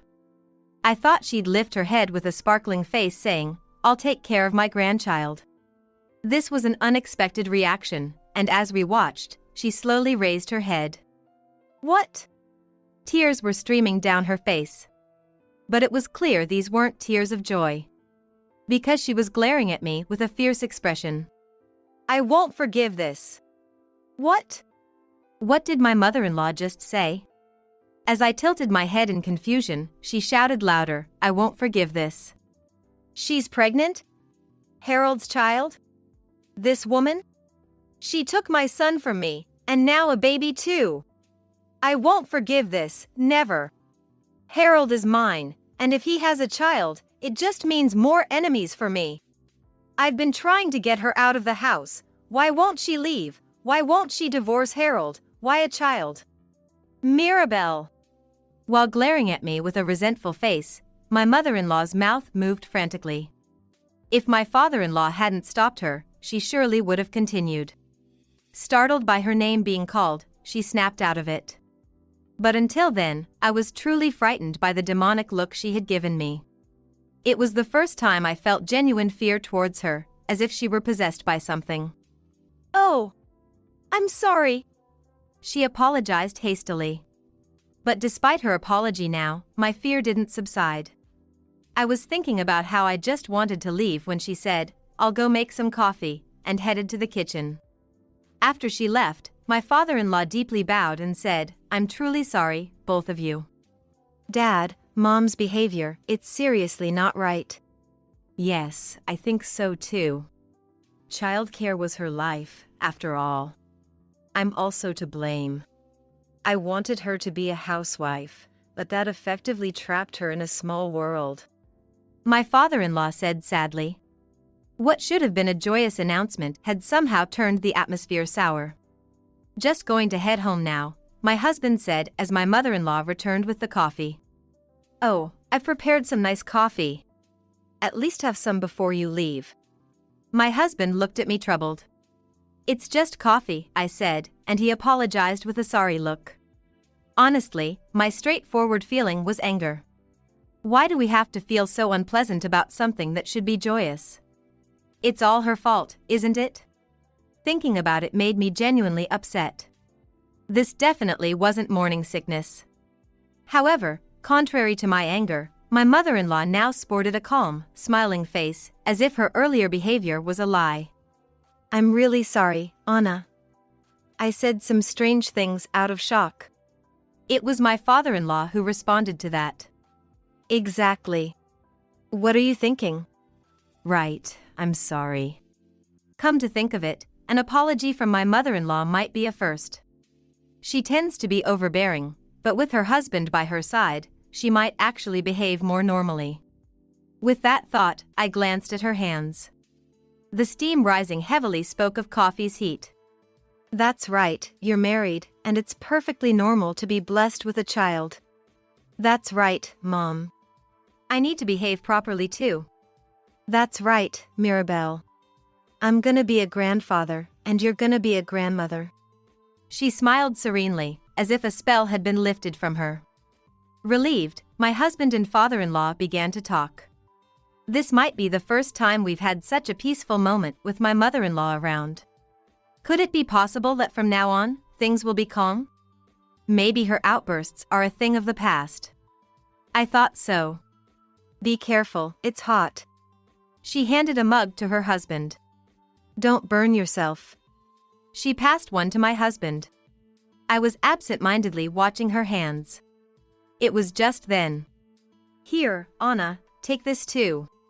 Make sure you catch it." It was the moment I responded with a puzzled huh to her words. I saw her face, joyously brandishing a mug at me. Then, the mug came flying towards me. It was filled with scalding hot coffee. "What? Anna, watch out!" Frozen by the sudden event, I couldn't move. I could hear my husband's voice. And suddenly my view was obscured by his back. A splashing sound followed by the noise of the mug hitting the floor and breaking. Even as I heard this, I was still unable to move. I snapped back to reality when I heard my husband's voice saying, "Ouch," near my ear. "Honey, so hot.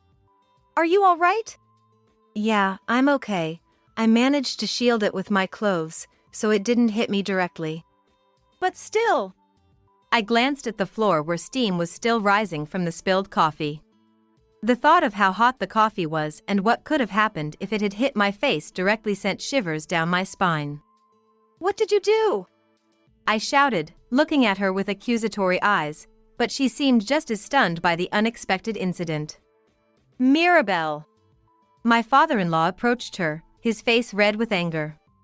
At that moment, as if waking up from a trance, my mother-in-law exclaimed, "Oh my God," and rushed to the fridge to grab some ice. "No need, just cool it with water." My husband mentioned that it was only over his clothes, but he must have still felt the heat. He rolled up his sleeve and went to the sink to run cold water over his arm. As I heard the sound of water running and my husband cooling his arm, I glared fiercely at my mother-in-law. "What were you thinking?" What do you mean?" "My hand just slipped a bit." "You were aiming right at my face, weren't you?" "What if it had hit me?" "It's fine since nothing happened." "That's not okay. My husband could have been burned." "It's your fault for not catching it properly." "What?" I was stunned by her response. She initially seemed remorseful, but then she became defiant. "What? It was just a little prank, wasn't it? Making such a big fuss over something so small is crazy." "A prank?" I was dumbfounded and lost for words. To my astonishment, she smirked and said, "Didn't I tell you, it just slipped." "Ahaha, gotcha, did I scare you?" "The prank was a huge success." She even laughed.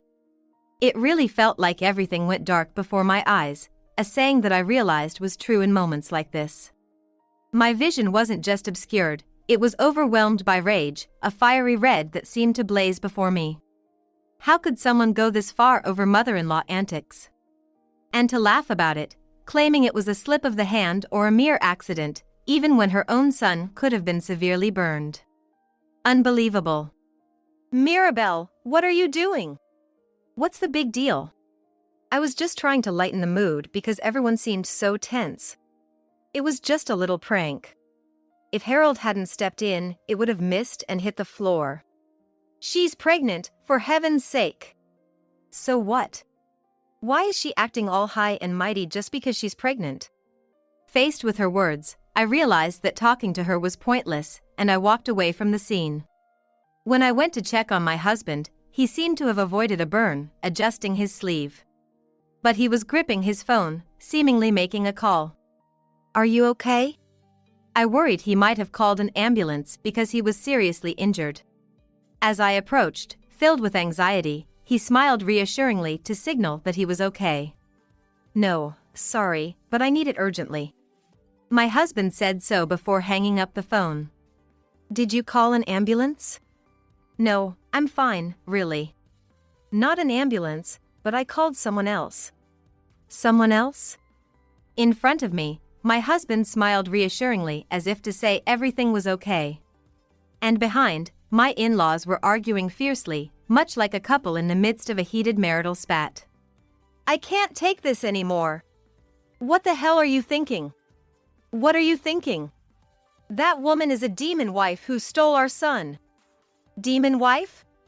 "That's you. Or rather, a demon mother in your case.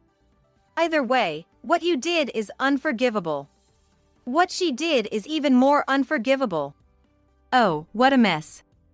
I was unsure of what to do next, but I certainly had no intention of siding with my mother-in-law.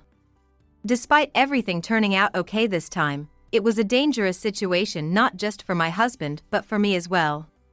As I gently placed my hand on my stomach, my husband peered at me worriedly and asked, "Are you okay?" I responded with a reassuring smile to let him know that I was fine. However, continuing any interaction with my mother-in-law might be too risky, given the stress it could cause, both mentally and physically. It might be best to cut ties until the baby is born. It was just then that I thought about this. The doorbell rang. We couldn't tell who was at the door. Seizing the moment to escape my father-in-law's imposing presence, my mother-in-law quickly declared, "Oh, someone's here," and scurried off. She ignored his protest. "Hey, we're not done talking." "Hello, who is it?" she asked, and the sound of the door opening followed. Immediately after, a surprised cry from her echoed, "What?" Wondering what was happening, my husband suggested, "Let's go see," and I decided to follow him. Together with my husband and father-in-law, I approached the entrance, and we all expressed our surprise. "What? Police? Why?" To my surprise, I saw a stern-faced police officer standing at the door. Nervously, my mother-in-law stammered, "May I help you?" The officer replied, "We received a report." "May we speak with you?" "A report?" Her face turned pale. She seemed utterly shocked as the officer continued, "We have a report of an assault." "Is that true?" Her face turned white as a ghost. "What are you talking about? Admit your guilt, Mom." "I haven't done anything." "Well, we can use my burn as evidence then." "What?" Astonished, she stared at my husband. He extended his arm, where the coffee had splashed, displaying it in front of her. I was momentarily worried, remembering his earlier assurance that he was fine. Was he lying? But looking at his determined profile, I understood. I see. This is an act. Indeed, as his wife, I could discern when he was pretending. Perhaps due to her panic, my mother-in-law couldn't see through the act. Especially with the police officer right there, who could blame her for not staying calm? The officer narrowed his eyes with my husband's words. "A burn? How did that happen?" My mother threw a mug of boiling coffee at me. At that moment, she cried out, "No, that's a lie." "It's not a lie. The broken mug is still scattered in the living room. Looks like this is a case for arrest then. So, I'm arresting you." With that, the police officer surprisingly pulled out handcuffs. Is an arrest that simple? I wasn't the only one shocked. My mother-in-law looked even more astonished and confronted my husband with a demonic expression. "Harold, you're betraying your own mother. After all I've done for you. You're a curse on your parents." My mother-in-law, driven insane by the belief that her beloved son had betrayed her. But he retorted, "You were the first one to betray, Mom." She fell silent, unable to argue. "Why can't you be happy that I've found a woman I love more than anyone else? Why can't you be happy we're having a child? Why do you insist I become a man who would silently watch his beloved wife get hurt?" She couldn't respond to her son's words. "I cared about you, Mom. I hated the harassment towards Anna and wanted it to stop. I've even been tough on you before, believing it all stemmed from your love for me, but I can't forgive you anymore. Harold, if you're gonna hurt my family, my wife and baby, then I'm cutting ties with you." "What?" My mother-in-law, who had already gone pale, turned even whiter upon hearing her son's declaration to cut ties. Her eyes were wide and bloodshot, and her lips trembled uncontrollably. "You're joking, Harold, right? Cutting ties, you can't be serious." "It's no joke. I'll never see you again, and neither will your grandchild." "That's too much." "Who's really being too much here? You should be happy. You won't have to see the daughter-in-law you hate or the grandchild you tried to harm. You won't have to see a son who values his family." "No, I can't stand that. Not that." She cried out and broke down in tears, but his decision was firm. Looking down coldly, his eyes showed no trace of filial affection. She slowly retreated further into the house. "Wait, what about the arrest?" Turning back, I saw the officer was shaking hands firmly with my husband. "Thanks, Kevin. Sorry for the trouble. Don't mention it. Just treat me to a drink next time." "Of course." "See you around then." After that conversation with my husband, the police officer, Kevin, left. "What?" Stunned, I looked at my husband, who returned my gaze with a mischievous, impish grin. He's actually an old classmate from junior high school named Kevin. Mom never knew who I hung out with back then. "Kevin is a cop?" "No, he's just a regular office worker who's into cosplay." "Cosplay?" "Cosplay, that's where people dress up as characters from comics, right?"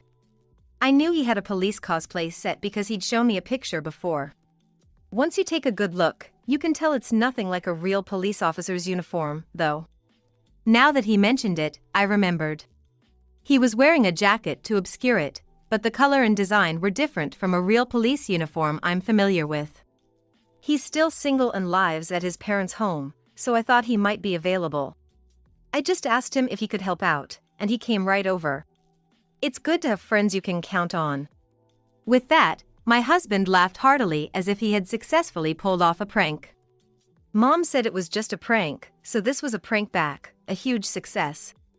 I wasn't sure if she could hear us from the back room where she hadn't emerged. More than the truth about the fake cop, the sincere declaration to cut ties from her son had deeply affected her. After that, I never met her again. Well, technically, she's my ex-mother-in-law now. Even my father-in-law reached his limit with her overbearing behavior and they divorced. She got some of the property, so she started living alone, but she was in a daze, having lost her son, her purpose in life. My husband frequently receives voicemails like, "Please forgive me. I beg you, forgive me." But he finds them creepy and has blocked her number. He's serious about never seeing her again. Though he acknowledges the debt of being raised by her, whether he will never meet her again in his life is uncertain. What's clear is that she will likely never meet me or our child. Recently, her house has become known as a hoarding house, but that's none of my business. I think to myself, she might as well be buried under it. Maybe I am a bit of a demon wife. Months later, a beautiful baby was born to us. Our baby is the apple of my eye. However, I still can't understand an obsession like my former mother-in-law's. Raising a child is tough but okay. I have a husband who loves and protects his family. No matter what problems may arise in the future, we'll be okay. Surely, we can be a happy family, always smiling together. Hey, what do you think about this person? Wow, she's super beautiful. Right? I'm thinking of divorcing mom and remarrying her. What do you think? Awesome! Totally for it! The three sons, upon seeing the photo of the affair partner, cheered for my and my husband's divorce with excitement. After all I've done to raise them, don't they feel any gratitude? That's manipulative. You chose to have us. The sons began spouting whatever they wanted, like tired of plain cooking and should just hire a maid for laundry and cleaning. It seemed I was no longer needed, not just by my husband but also by my sons. There was no gratitude for me. So I decided to leave this family cleanly. A year after the divorce. When my ex-husband and sons coincidentally saw me again, they were shocked. How can a woman who used to make just 10 cents per piece doing piecework live such a luxurious life? Knowing I was enjoying life post-divorce, my husband and sons regretted how they had treated me and clung to me, but I could never forgive them. My name is Michelle. I was a full-time employee at a company and quit when I got married to Jason, whom I met through a coworker, and became a homemaker as he wanted support. We were blessed with 3 sons. They grew up healthy and each worked hard towards their chosen paths. Jason, who worked at a major company, had high pride and a competitive nature, which now had him serving as the head of the accounting department. It seemed a managerial position was guaranteed for him. My husband dedicated himself to work and the sons to their studies. I was proud of them and supported them. Thinking this, I always kept the house spotless and tried to prepare nutritious meals for everyone. As the children grew, many of my peers stopped being homemakers and returned to work. But with my husband being very busy and hopeless at household chores, and the sons the same, even part-time work would have left no time for taking care of them and the household. So I started doing piecework at home, introduced by an acquaintance. Piecework was flexible and required no commute. Though it was a modest income, I enjoyed working with my hands. Are you still doing that poor-looking piecework? Such a plain woman. On the living room table lay the tools for my piecework. As I was sticking labels on, earning 10 cents per piece today, Jason looked at it and laughed disdainfully. It does take time and doesn't earn much, but it's actually quite fun, you know? Well, it suits you, I guess. Not for me, though. Really, you're doing that measly piecework again? How much do you make per piece? Then my first son appeared and joined in his father's derogatory remarks. Don't say that. It's only 10 cents a piece, but every little bit helps. 10 cents. Can't even buy candy with that. It's just a waste of time. Just leave me alone, you're not being bothered by it. It's still helping with the family finances. My husband always mocked me, but recently my 3 sons also began to show contempt. My sons were teenagers and perhaps found their mother annoying at that sensitive age. I hoped their attitudes would improve over time, but their words and actions often hurt me daily. Dinner's ready, guys! That evening, as usual, I prepared dinner and called the family to the table, where they gathered languidly. And as soon as they saw what was served, they started complaining. Stew again? The vegetables were on sale. They're good, you know. Just veggies don't get us excited, we're growing boys and want to eat more meat. What are you talking about? I've carefully planned the menu for balanced nutrition. Please, no more complaints. I wish we could go out for steak sometimes. Mom's cooking is always so plain, I'm really tired of it. We do go out to eat occasionally, don't be so selfish. If we always went out to eat as you kids want, we'd go bankrupt. Even though I argue back, the kids still seem dissatisfied and grumble as they sit down to eat. Maybe it's because they're teenagers, but these little squabbles are a daily occurrence. The boys are rebellious, and there's another reason for that. It was because of their father, Jason. I also want to eat more luxurious foods sometimes. Can't you serve something else once in a while? Coming home tired from work, I hate meals that look like animal feed with all these vegetables. Don't just complain like that. It's because you're like this that they are getting spoiled and always demanding too. What? Is it my fault now? It's because your cooking is so plain. Don't shift the blame. Always saying the meals are plain, you know, it's hard to balance nutrition within the salary range. I got it. Jason started eating dinner reluctantly while clicking his tongue. It's always like this. Jason has been snapping at me a lot for several years now. And mimicking him, my sons have started to mock me as a matter of course. I had become the emotional punching bag of the family. After such dinners, I stood up to clean the kitchen. The rest of my family was watching TV in the living room. Always complaining about something but never helping with the chores. Wow, this girl is cute. Why do models have such perfect skin? Well, it's because she's young. Unlike someone. My husband glanced at me while saying this with that mocking smirk. It's not just about being young. Look, this actress is the same age as Mom and she's beautiful. The world is so unfair, someone gets to marry such a beautiful actress. Yeah, unlike our mom. Mom has given up on being a woman. Her cooking and her face are plain.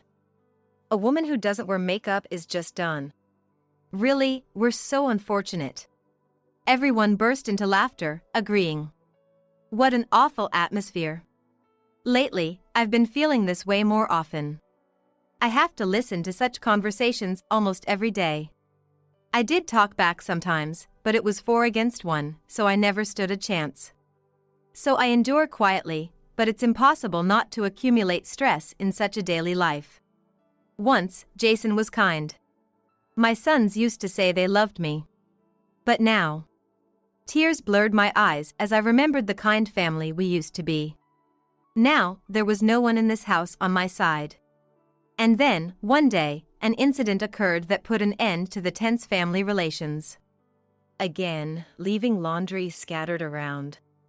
Why are you so sloppy?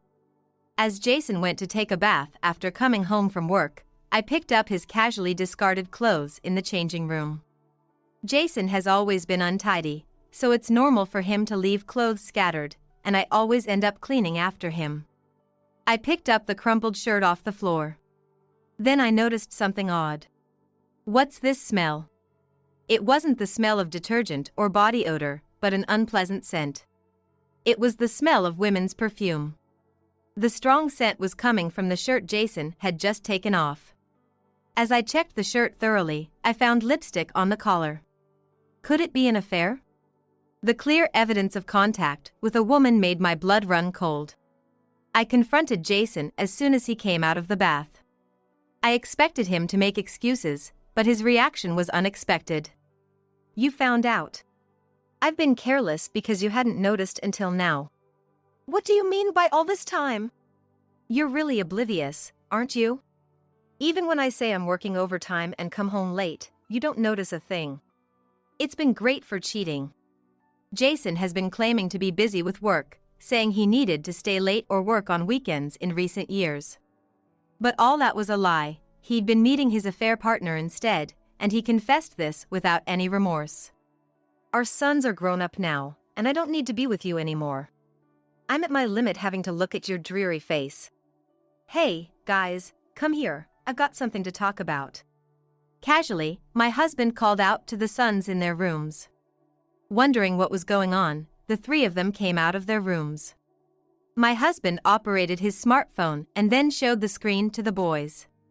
What do you guys think of her? Wow, she's super beautiful. Right? I'm thinking of divorcing Mom and marrying her. What do you think? Wait, she's gonna be our new mom? That's awesome, totally for it. The sons took turns grabbing the phone, eagerly looking at the screen. Dad, you absolutely have to remarry. If she was our mom, I'd be a good boy. We won't oppose it. Time for a mom swap. So you guys like her too, huh? Guess what, she's actually a model. Really? No wonder she's so beautiful.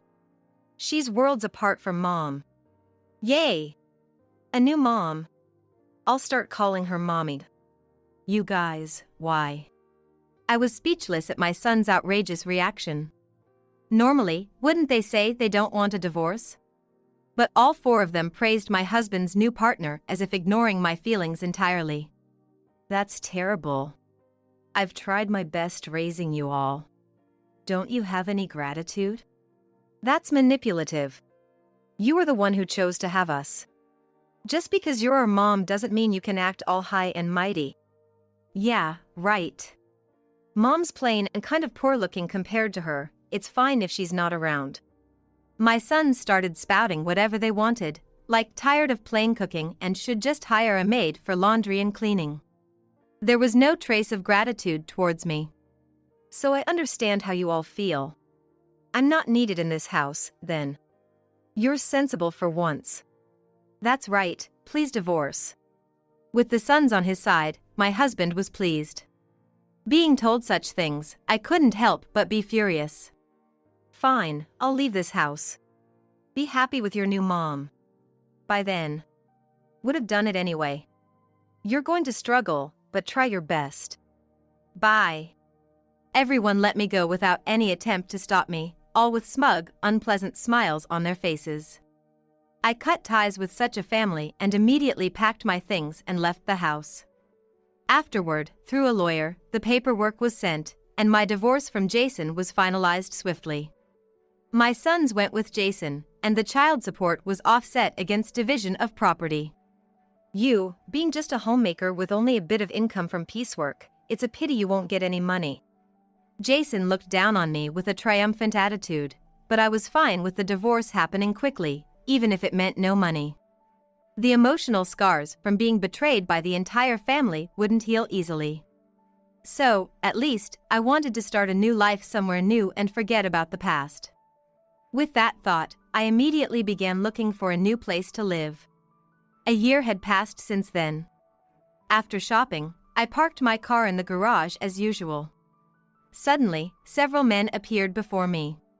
Their appearances were shabby and somewhat miserable. I didn't recognize them immediately, but upon a closer look, they were Jason and the three sons, my ex-husband and children. What do you guys want? I was supposed to have completely cut ties with them after the divorce. A bad feeling crept up on me. Mom! Help us! My first son rushed to me, clinging to me with a face about to cry. They began to explain how they had found my house. A few days ago, they happened to see me shopping in town and followed me. Normally, one wouldn't follow a mother they had discarded.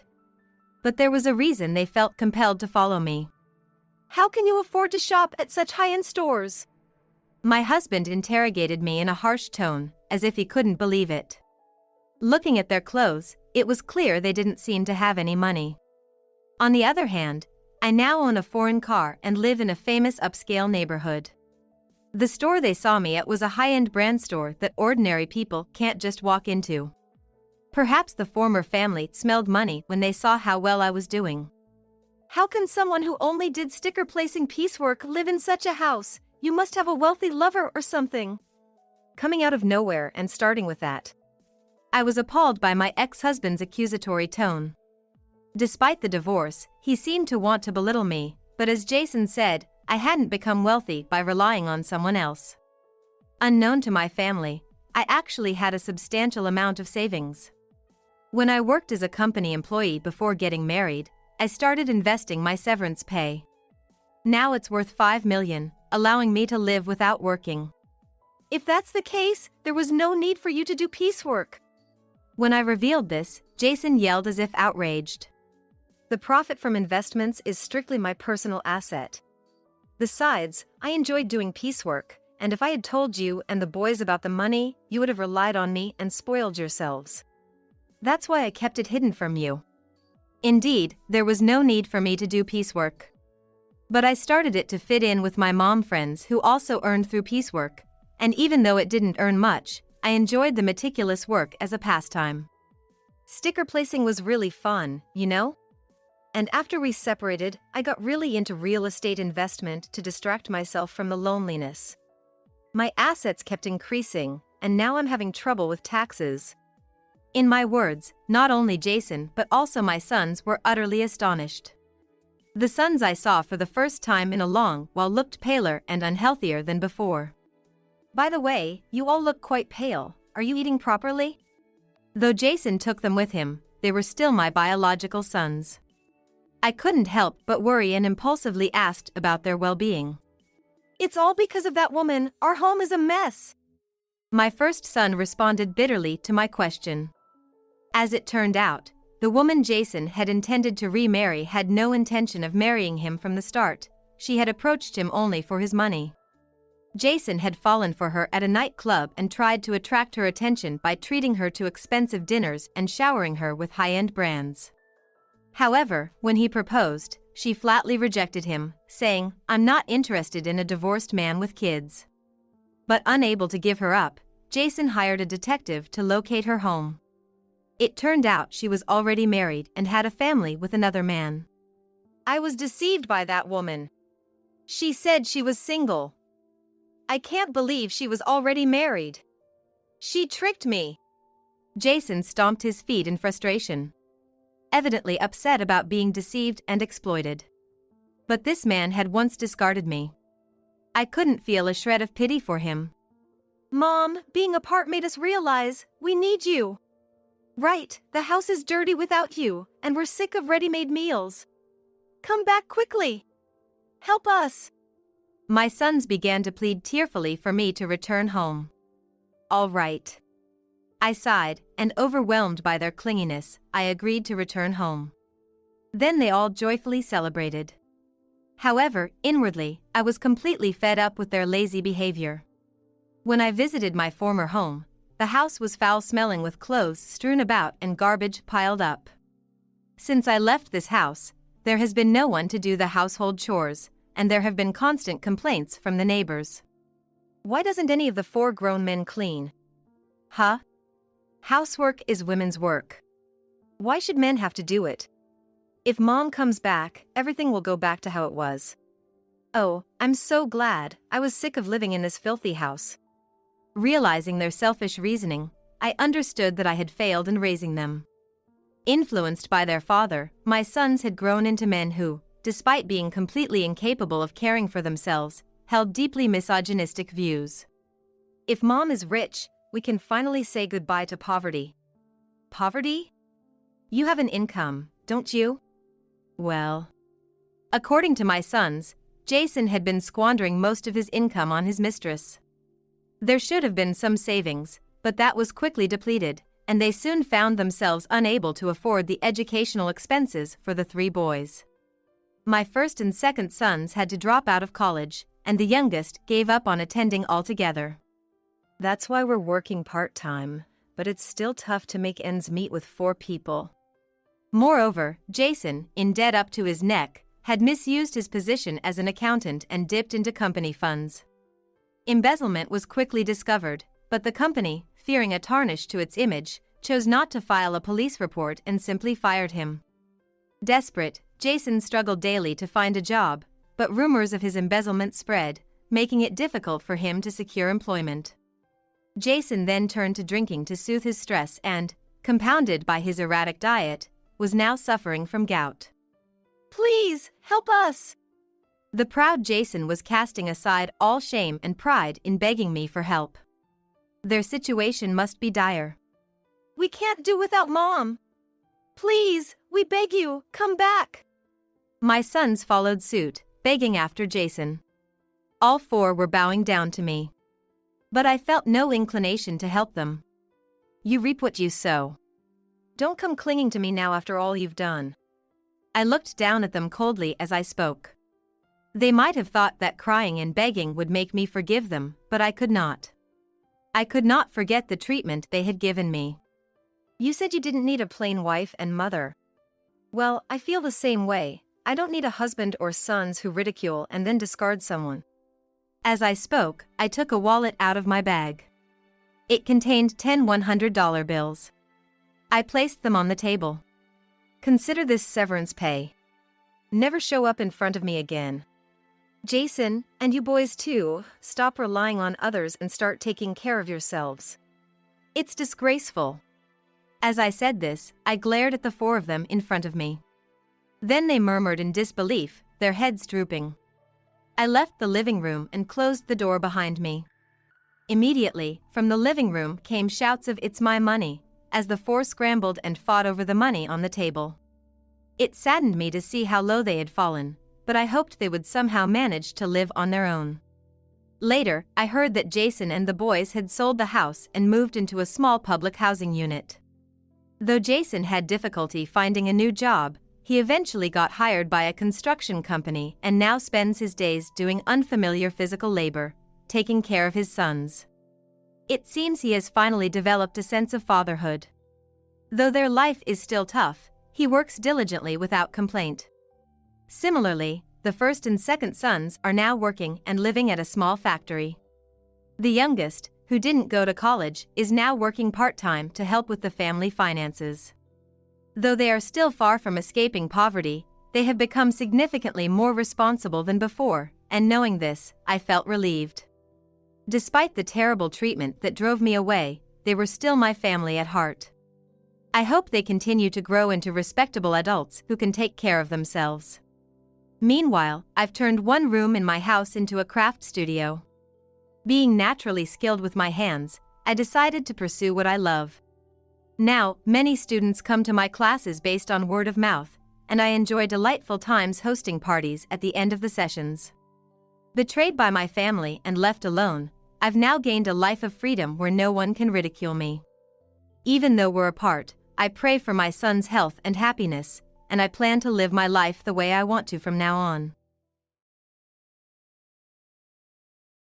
Hey Kristen, what in the world happened? Nicholas finally arrived at my hospital room after I had a miscarriage. He glanced my way and muttered, again, clicking his tongue in irritation. Then, upon seeing my brother who had rushed over, he said, "And who is this guy? Don't tell me, you brought another man here?" However, my brother calmly responded, "Hey, there's been a woman with long, blood-soaked curly hair trying to hug you from behind since earlier. Do you know her by any chance?" "What are you talking about?" Nicholas looked at my brother with a startled expression. My brother pointed at Nicholas and continued, "That's the person I'm talking about. She's wearing a big peridot ring on her right ring finger."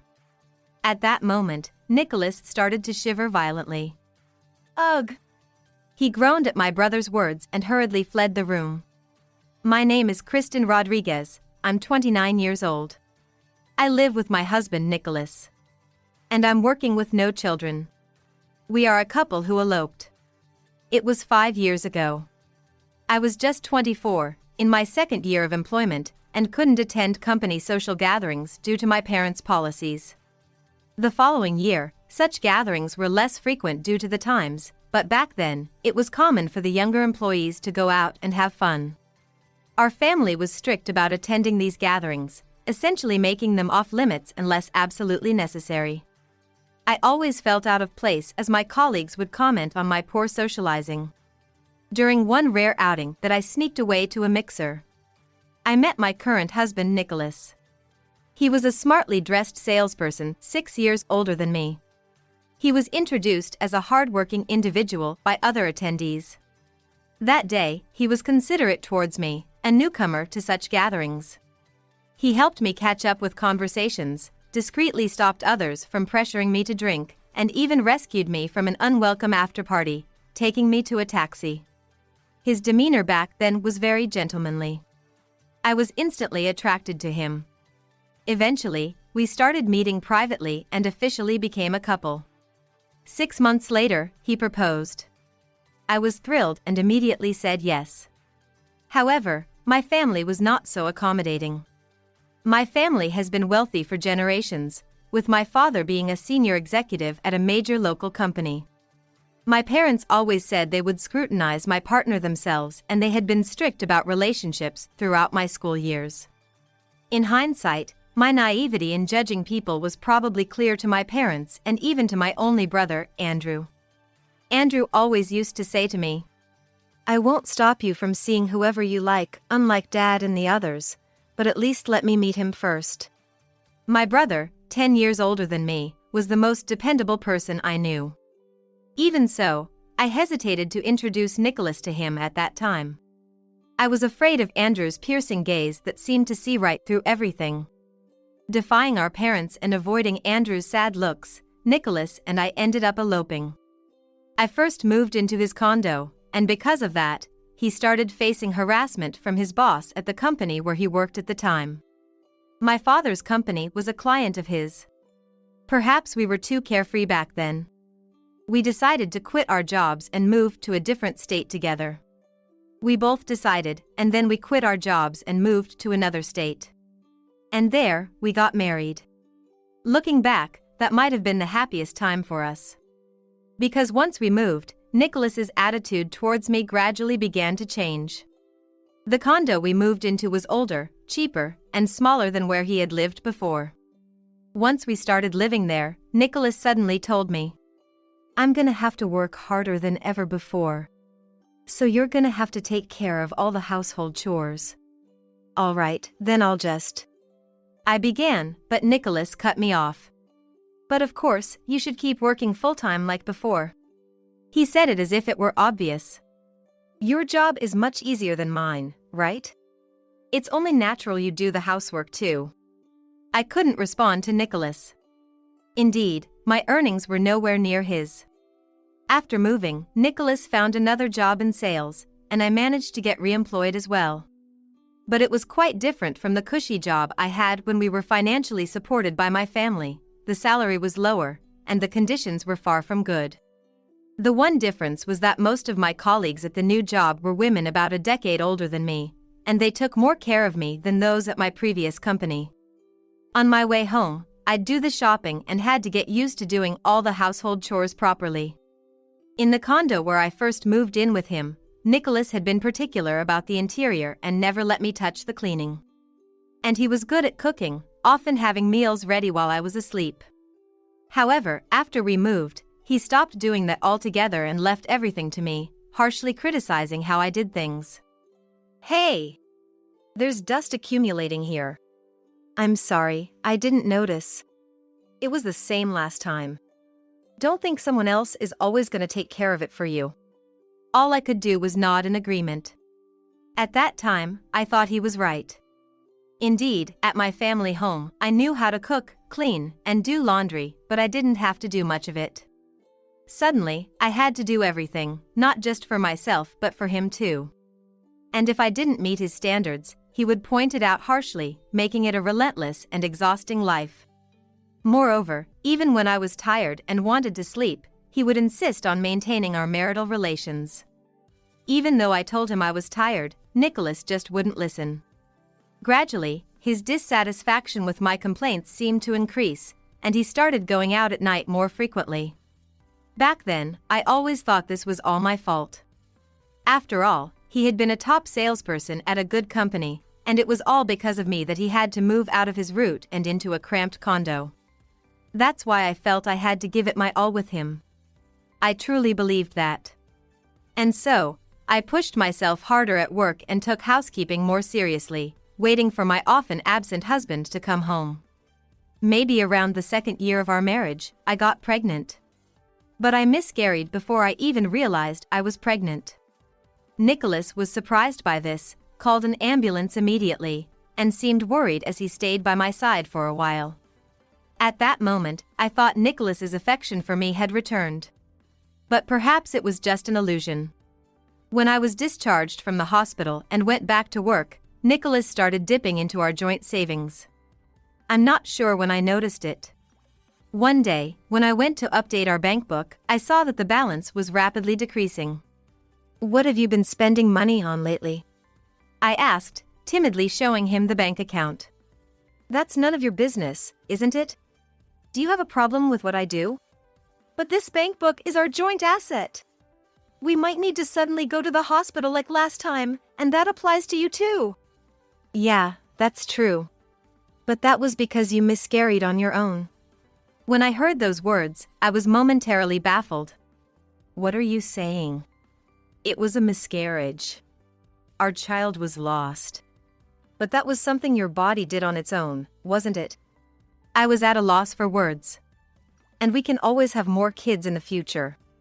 Stop talking about such depressing things." With that, he went back to his usual routine. One day, I asked myself, no, the child we could have had then couldn't be replaced by anyone else. Even if we had another, it would be a different child. For the first time, I started to feel a sense of distrust towards Nicholas. 2 more years passed, and I was pregnant again. This time, I was determined to protect this life. I scaled back on work and planned to take maternity leave soon. However, I couldn't find the right time to discuss my pregnancy. Because Nicholas was often away on business trips during that period. But I knew that was a lie. When I called his company to ask about his business trip destination, that's when it happened. "A business trip?" Nicholas's boss asked me with a puzzled voice. "He wasn't on a business trip. I heard he took a personal day for a family event back home. Didn't you know?" "Oh, no, I must have remembered wrong. Could you please not tell him I asked? It was a misunderstanding on my part." After hanging up the phone, I felt all my strength drain away. What a thing to say. And now that I knew he wasn't on a business trip, I had to keep up appearances in the little conversation that continued. If it seemed like I knew he had lied to the company, Nicholas could get reprimanded, which I could see happening. If it became apparent that I had lied to the company, it was clear that Nicholas would be reprimanded. If that happened, he would blame me, and there was a real risk he might become angry and resort to violence. I couldn't let that happen. At that time, I was determined to avoid such a situation at all costs. If he did that, it could endanger the life of our second child, who we were fortunate enough to conceive. So, I kept silent. Eventually, when the morning sickness became severe, I finally told Nicholas about the pregnancy. His response was, "Great, another mouth to feed." Despite my growing distrust, I couldn't believe those words. I thought those words were impossible, no way. No, it's not that. I wanted to believe they were impossible. By this time, I already knew that our joint bank account was nearly empty. After our first child was lost, I had been saving up again to cover the costs for the next childbirth from this account. However, perhaps due to growing distrust, I had been slowly saving money in a separate account as well. When I saw that the joint account was almost empty, I resolved to pay with my own funds. Of course, I kept this a secret from Nicholas. Because if he found out, he would immediately demand it and extort the money from me, that much was clear. Surprisingly, the one place I could breathe was at work. As the days went on, more colleagues, especially older women, would say, "You look pale, are you okay, or you seem tired?" Initially, I insisted I was fine and continued working. I've been at this company for over 4 years now, and it doesn't pay much, but I have a good relationship with my colleagues, and it's a comfortable place to work. That's why I've stayed longer than I did at my first job. Honestly, the people around me were happier about this pregnancy than Nicholas was. That's because I had told my female colleagues about my previous miscarriage. Many of the older colleagues had continued working through their younger years and had shifted to part-time work after pregnancy and childbirth. This meant they all understood my situation quite well. So they probably sensed the reason I was enduring severe morning sickness and still working might be because I was afraid of what my husband might do if I didn't. Eventually, the company told me that since systems were in place to handle such situations, I should really take a break if I was struggling. And that's how I was more or less forced to take a leave from work. Get some rest and then come back to work with us, they all said. Moved by their warmth, I teared up. Then, as I was about to leave, exhausted, I collapsed right there. At that time, I lost consciousness instantly and didn't realize it, but it seems I had a severe hemorrhage right there. I later learned that an ambulance was called immediately, and I was taken to the hospital. When I regained consciousness in the hospital room, I was shocked to see how much my belly had flattened. I couldn't understand what had happened right away. But as the reality slowly dawned on me, I couldn't help but bury my face in the pillow and sob quietly. Then I grabbed my phone from the bag within reach and impulsively called home. After a few rings, I realized what I was doing and quickly hung up, but a call came right back. Unable to move due to my condition, all I could do was lower the volume. Ignoring it wasn't an option. I switched to call mode and answered quietly, "Hello? Kristen?" It was Andrew's familiar voice. "I recognized it was your mobile number, but you hung up so quickly. What's going on?" Through tears, I slowly told Andrew on the other end of the phone that I had lost the second child. Andrew just listened in silence. When I calmed down a bit, he spoke slowly. "Sounds like you've had a tough time." Andrew was still the kind person he always was. "Where are you now?" "Sorry, I'm at the hospital. I can't move. I'm on the bed." "Got it. I guess a phone call isn't good then. I'll come right over." "Which hospital are you at? Tell me?" I told him the name of the hospital, which I had learned from a nurse when I woke up. I also realized that I was relatively close by in a neighboring county. "Hold on for a bit. I'll be there soon." Andrew's voice, even after 5 years, still brought me comfort. I wondered how he was doing now. Since we hadn't been in touch, if he had gotten married and had a wife, would I be intruding? These thoughts kept spinning in my head. And a few hours later, Andrew came to my hospital room. It seemed to be a large room, but there was hardly anyone else around. So when Andrew entered, I could barely sit up but managed to cry out to him. "What in the world happened?" Then I began to recount everything that had led up to this moment, sobbing through the story. Especially this pregnancy, which I had been extra careful with because of the previous one. Maybe I let my guard down feeling relieved that I could take a break, or maybe it was just the accumulation of fatigue. In any case, my body might have been signaling its limits.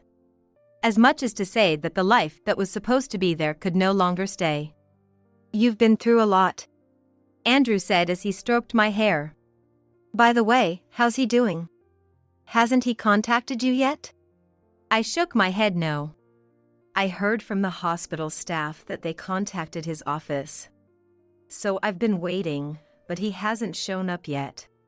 "But you know, I'm kind of, well, actually pretty angry." I started to apologize, but Andrew cut me off. Then my brother said, "No, that's not it. It's that you didn't show him to me first." "Just that." I began to reply when the door to the hospital room opened again. "Hey Kristen, what in the world happened?" It was Nicholas. He glanced at me and muttered, again, clicking his tongue in annoyance. "And who is this? Don't tell me, you brought a man here?" "That's not it. Nicholas, this is my brother," I started to say. "Hey." Andrew stared intently at Nicholas, slightly furrowing his brow. "What? You got something to say to me?" No, Andrew narrowed his eyes and calmly said, "There's a woman with long, blood-soaked curly hair trying to hug you from behind. Do you know her?" "What are you talking about?" Nicholas looked startled at Andrew. Andrew pointed at Nicholas and said, "That's the person. She's wearing a big peridot ring on her right ring finger." Andrew's tone was light, as if he was discussing the weather. At that moment, Nicholas began to tremble violently. Finally, he must have understood what was being said to him. "What are you talking about?" Nicholas asked loudly, without regard for the setting. "Please keep it down. This is a hospital. And I'm just saying what I saw. Oh, the hair's gotten wet and the curls are tighter. She looks a bit younger than Kristen, maybe a college student?" "So, what exactly?" "So, that woman is clinging to your neck just like this, her bright red lips curled into a smile." My brother explained, mimicking the gesture he saw, and Nicholas shuddered in response. "No, what are you saying? That's nonsense." "I'm just telling you what I see. I don't know and don't care who she might be to you." "Ugh." Nicholas groaned at Andrew's words and hurriedly left the room. "What did you see again, Andrew?" "Yeah, well, just like I said. But, let me go make a call outside. Just wait here a moment." Andrew left the room. So that's what Andrew saw. I sighed deeply. The reason I didn't want to introduce Nicholas to my brother before we got married might be due to my brother's nature, perhaps his psychic sensitivity. It was because of that trait of his. It's always been like that. My brother could always find things I'd lost quickly. He would sense if something unpleasant was lingering around me, and he even recognized when I was being isolated at school. He complained about needing sunglasses whenever we went near cemeteries for visits or other reasons. That was normal for me back then. But that very reason made me afraid of what he might say if he saw Nicholas, especially since my entire family was against him. Andrew sees through everything. That's why I might as well say I ran to a place beyond his gaze. Of course, that wasn't the only reason. Eventually, Andrew returned. "Sorry to keep you waiting. Where did you call?" "Well, we can talk about that later." Then, with a serious look, Andrew asked, "Do you really plan to continue with him?" I stayed silent. I just kept gripping the blanket over and over. "It's tough, isn't it? Why don't you come back home?" "But then, what about your place, Andrew?" If I were to go back, it would be to my parents' house. And if Andrew were to inherit the house and if he were married, wouldn't I be an unwelcome sister-in-law? "Yeah, I'm still single." "Really? You're still single?"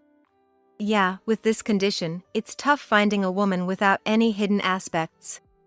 Having the ability to see such things isn't always convenient. When I walked into this room, I could immediately tell you weren't happy. There was a dark cloud around you. It reminded me of the time you were wrongly suspected and avoided by classmates. It's similar to that bad aura surrounding you now. You don't look happy at all." Tears naturally started falling from my eyes again. I nodded heavily, "Yeah. I can't stand it anymore. I'm going to divorce him. I thought maybe if we had a child it would be okay, but even if we did, it would have been pointless with the way things were." "That's right. Probably, the child you were carrying was trying to tell you something, that this situation isn't right. So, come back home soon. I'll take care of things with him." "Take care of things?" As I wiped my tears and tilted my head, Andrew confidently said, "You'll see soon enough." After I was discharged, I went straight back to my parents' house. They seemed very surprised to see me after a long time. They might have wanted to scold me for eloping suddenly, but more than that, they were likely distressed by how thin and worn out I appeared. "You've really been through a lot," my mother said as she hugged me. My father also added, "You've certainly learned a lot about life." Since I needed to rest for a while, I submitted a request for a long-term leave at work. I even hinted that I might resign. Nicholas may have understood the possibility of divorce when he witnessed my second miscarriage firsthand. "Your company seems to have had some good people." Andrew noted as he observed my responses. Yes, that was the only place where I felt at peace. I realized I had never been able to relax at home. Then a few days later, Nicholas showed up at my parents' house. Sorry, but I know Kristen is there. Please let her come out. My mother, who answered him first, firmly said, We cannot let Kristen come out to you. Then she added, However, we do have something to discuss with you. And what might that be? Nicholas took the bait.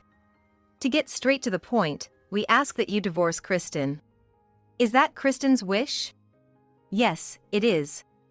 She currently does not want to see you. While my mother spoke firmly, Nicholas walked into the drawing room as directed. I was listening from the next room. Nicholas sat heavily on the sofa in the drawing room, looking around nervously. Couldn't take the lifestyle of a well-to-do lady, could she? Nicholas began to slander me in front of my mother. It's improper. To just abandon her husband and run back to her parents' house over this. To think she was raised to be such a wife. My mother listened silently until a knock from behind the door prompted a yes in response. Then Andrew appeared. Your turn, Andrew. Yeah, leave the rest to me. At Andrew's entrance, Nicholas let out a small gasp. You? Yeah, haven't seen you since that time at the hospital. Nicholas tried to rise. But he couldn't. As he tried to stand up, Nicholas was forcefully held down by a strong grip on his shoulder. Just as my brother entered the room, security from our family, who had been stationed on the opposite side, near the door Nicholas came through, also made their presence known. Ours is a family of considerable standing, where it's fair to say staff are always on standby. As my mother stepped aside, my brother took a seat in front of Nicholas and began to speak. Well, I have quite a few things I'd like to ask you. What are you talking about? My brother glanced at Nicholas, who was being restrained, and pointed to his side.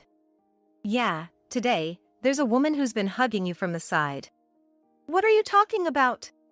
Do you know this person?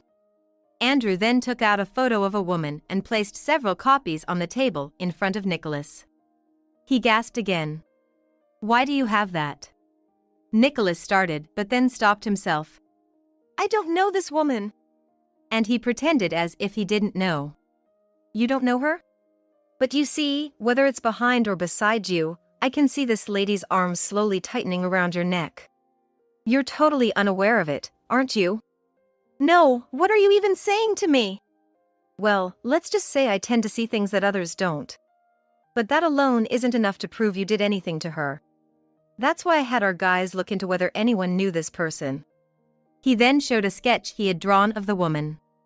Andrew can draw fairly well, which comes in handy when he needs to explain things he sees that are invisible to others. The sketch I saw was of a long-haired, blood-soaked woman with a resentful yet somehow smiling expression, entwined around Nicholas. There's more. When Andrew explained that her hair was wet, I asked what he meant, and he casually mentioned, well, probably this person isn't in this world anymore. To Andrew, seeing such things has been a part of his life since birth, so he discussed it matter-of-factly. As a child, this ability caused him trouble, but now he seems to accept it as just another part of who he is. Andrew continued to Nicholas. I found out that this person has been missing. Isn't that right? I don't know her, I told you. And about this missing person. Andrew ignored Nicholas's protests and continued. I had it checked out. Here's the investigation report. I also saw the report. After seeing the woman in the hospital, Andrew quickly contacted our family lawyer, who then reached out to the police. Of course, we didn't mention that Andrew can see people who are not visible to others. It was more about asking if they had any information because we think we know someone who might fit the description of a current situation. The police involvement might also relate to the influence our family has in this area.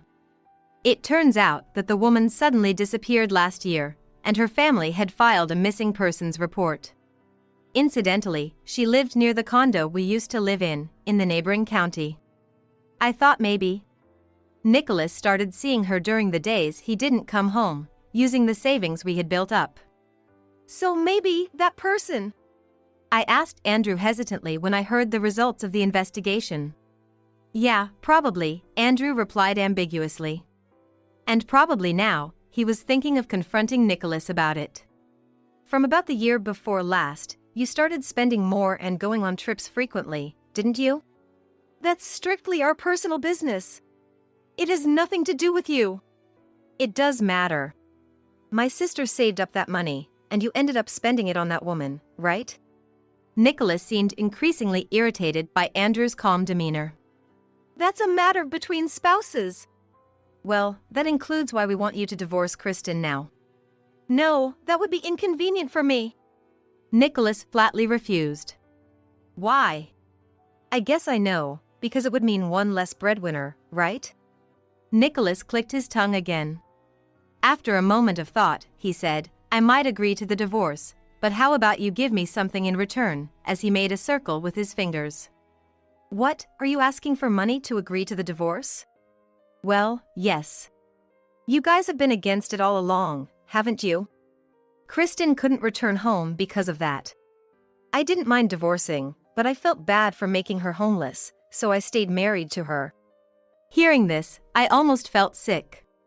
While I had been quietly waiting for him, all this time he thought this way. Basically, you came uninvited. Because of that, I even had to change my job. Ever since, things have only gotten worse. Don't you think I deserve something for all the trouble you've caused? Well, maybe, if you were a decent person. What did you say? Nicholas started to get up, but Andrew restrained him by the shoulders, preventing him from standing. I told you I had it investigated, right? Then Andrew turned towards the door. That's when the police officers, who had been waiting, came into view. What? Why are the police here? Didn't I tell you I had it investigated? You're a bit careless. But maybe it's better if you're caught here. Otherwise, that woman's arm will keep tightening around your neck, along with her hair, and it will end up strangling you. She looks quite furious, you know. What do you mean by that? Andrew looked sideways and nodded several times, then said, Oh, so this peridot ring is a fake. She realized that during a trip and confronted you about it, and you lost your temper. Shut up. Whether it was real or fake, you were satisfied when it happened. Nicholas inadvertently confessed. Caught in his own words, the waiting police officers stepped forward, holding out their badges. We need to ask you about the disappearance and possible unlawful disposal of Shannon Brown. We'll need you to come to the station. The security let go of Nicholas, and he was handed over to the police. I finally felt like I could breathe. Then, I slowly walked into the room. Hey, Kristen! Were you listening all this time? I won't allow a divorce. It doesn't matter what you say, I've already decided. After all, you never took seriously the fact that I lost our child. Both times, even the second miscarriage, Nicholas only glanced briefly at my sunken belly. I truly regret choosing you. Nicholas choked on his words. What was I even doing?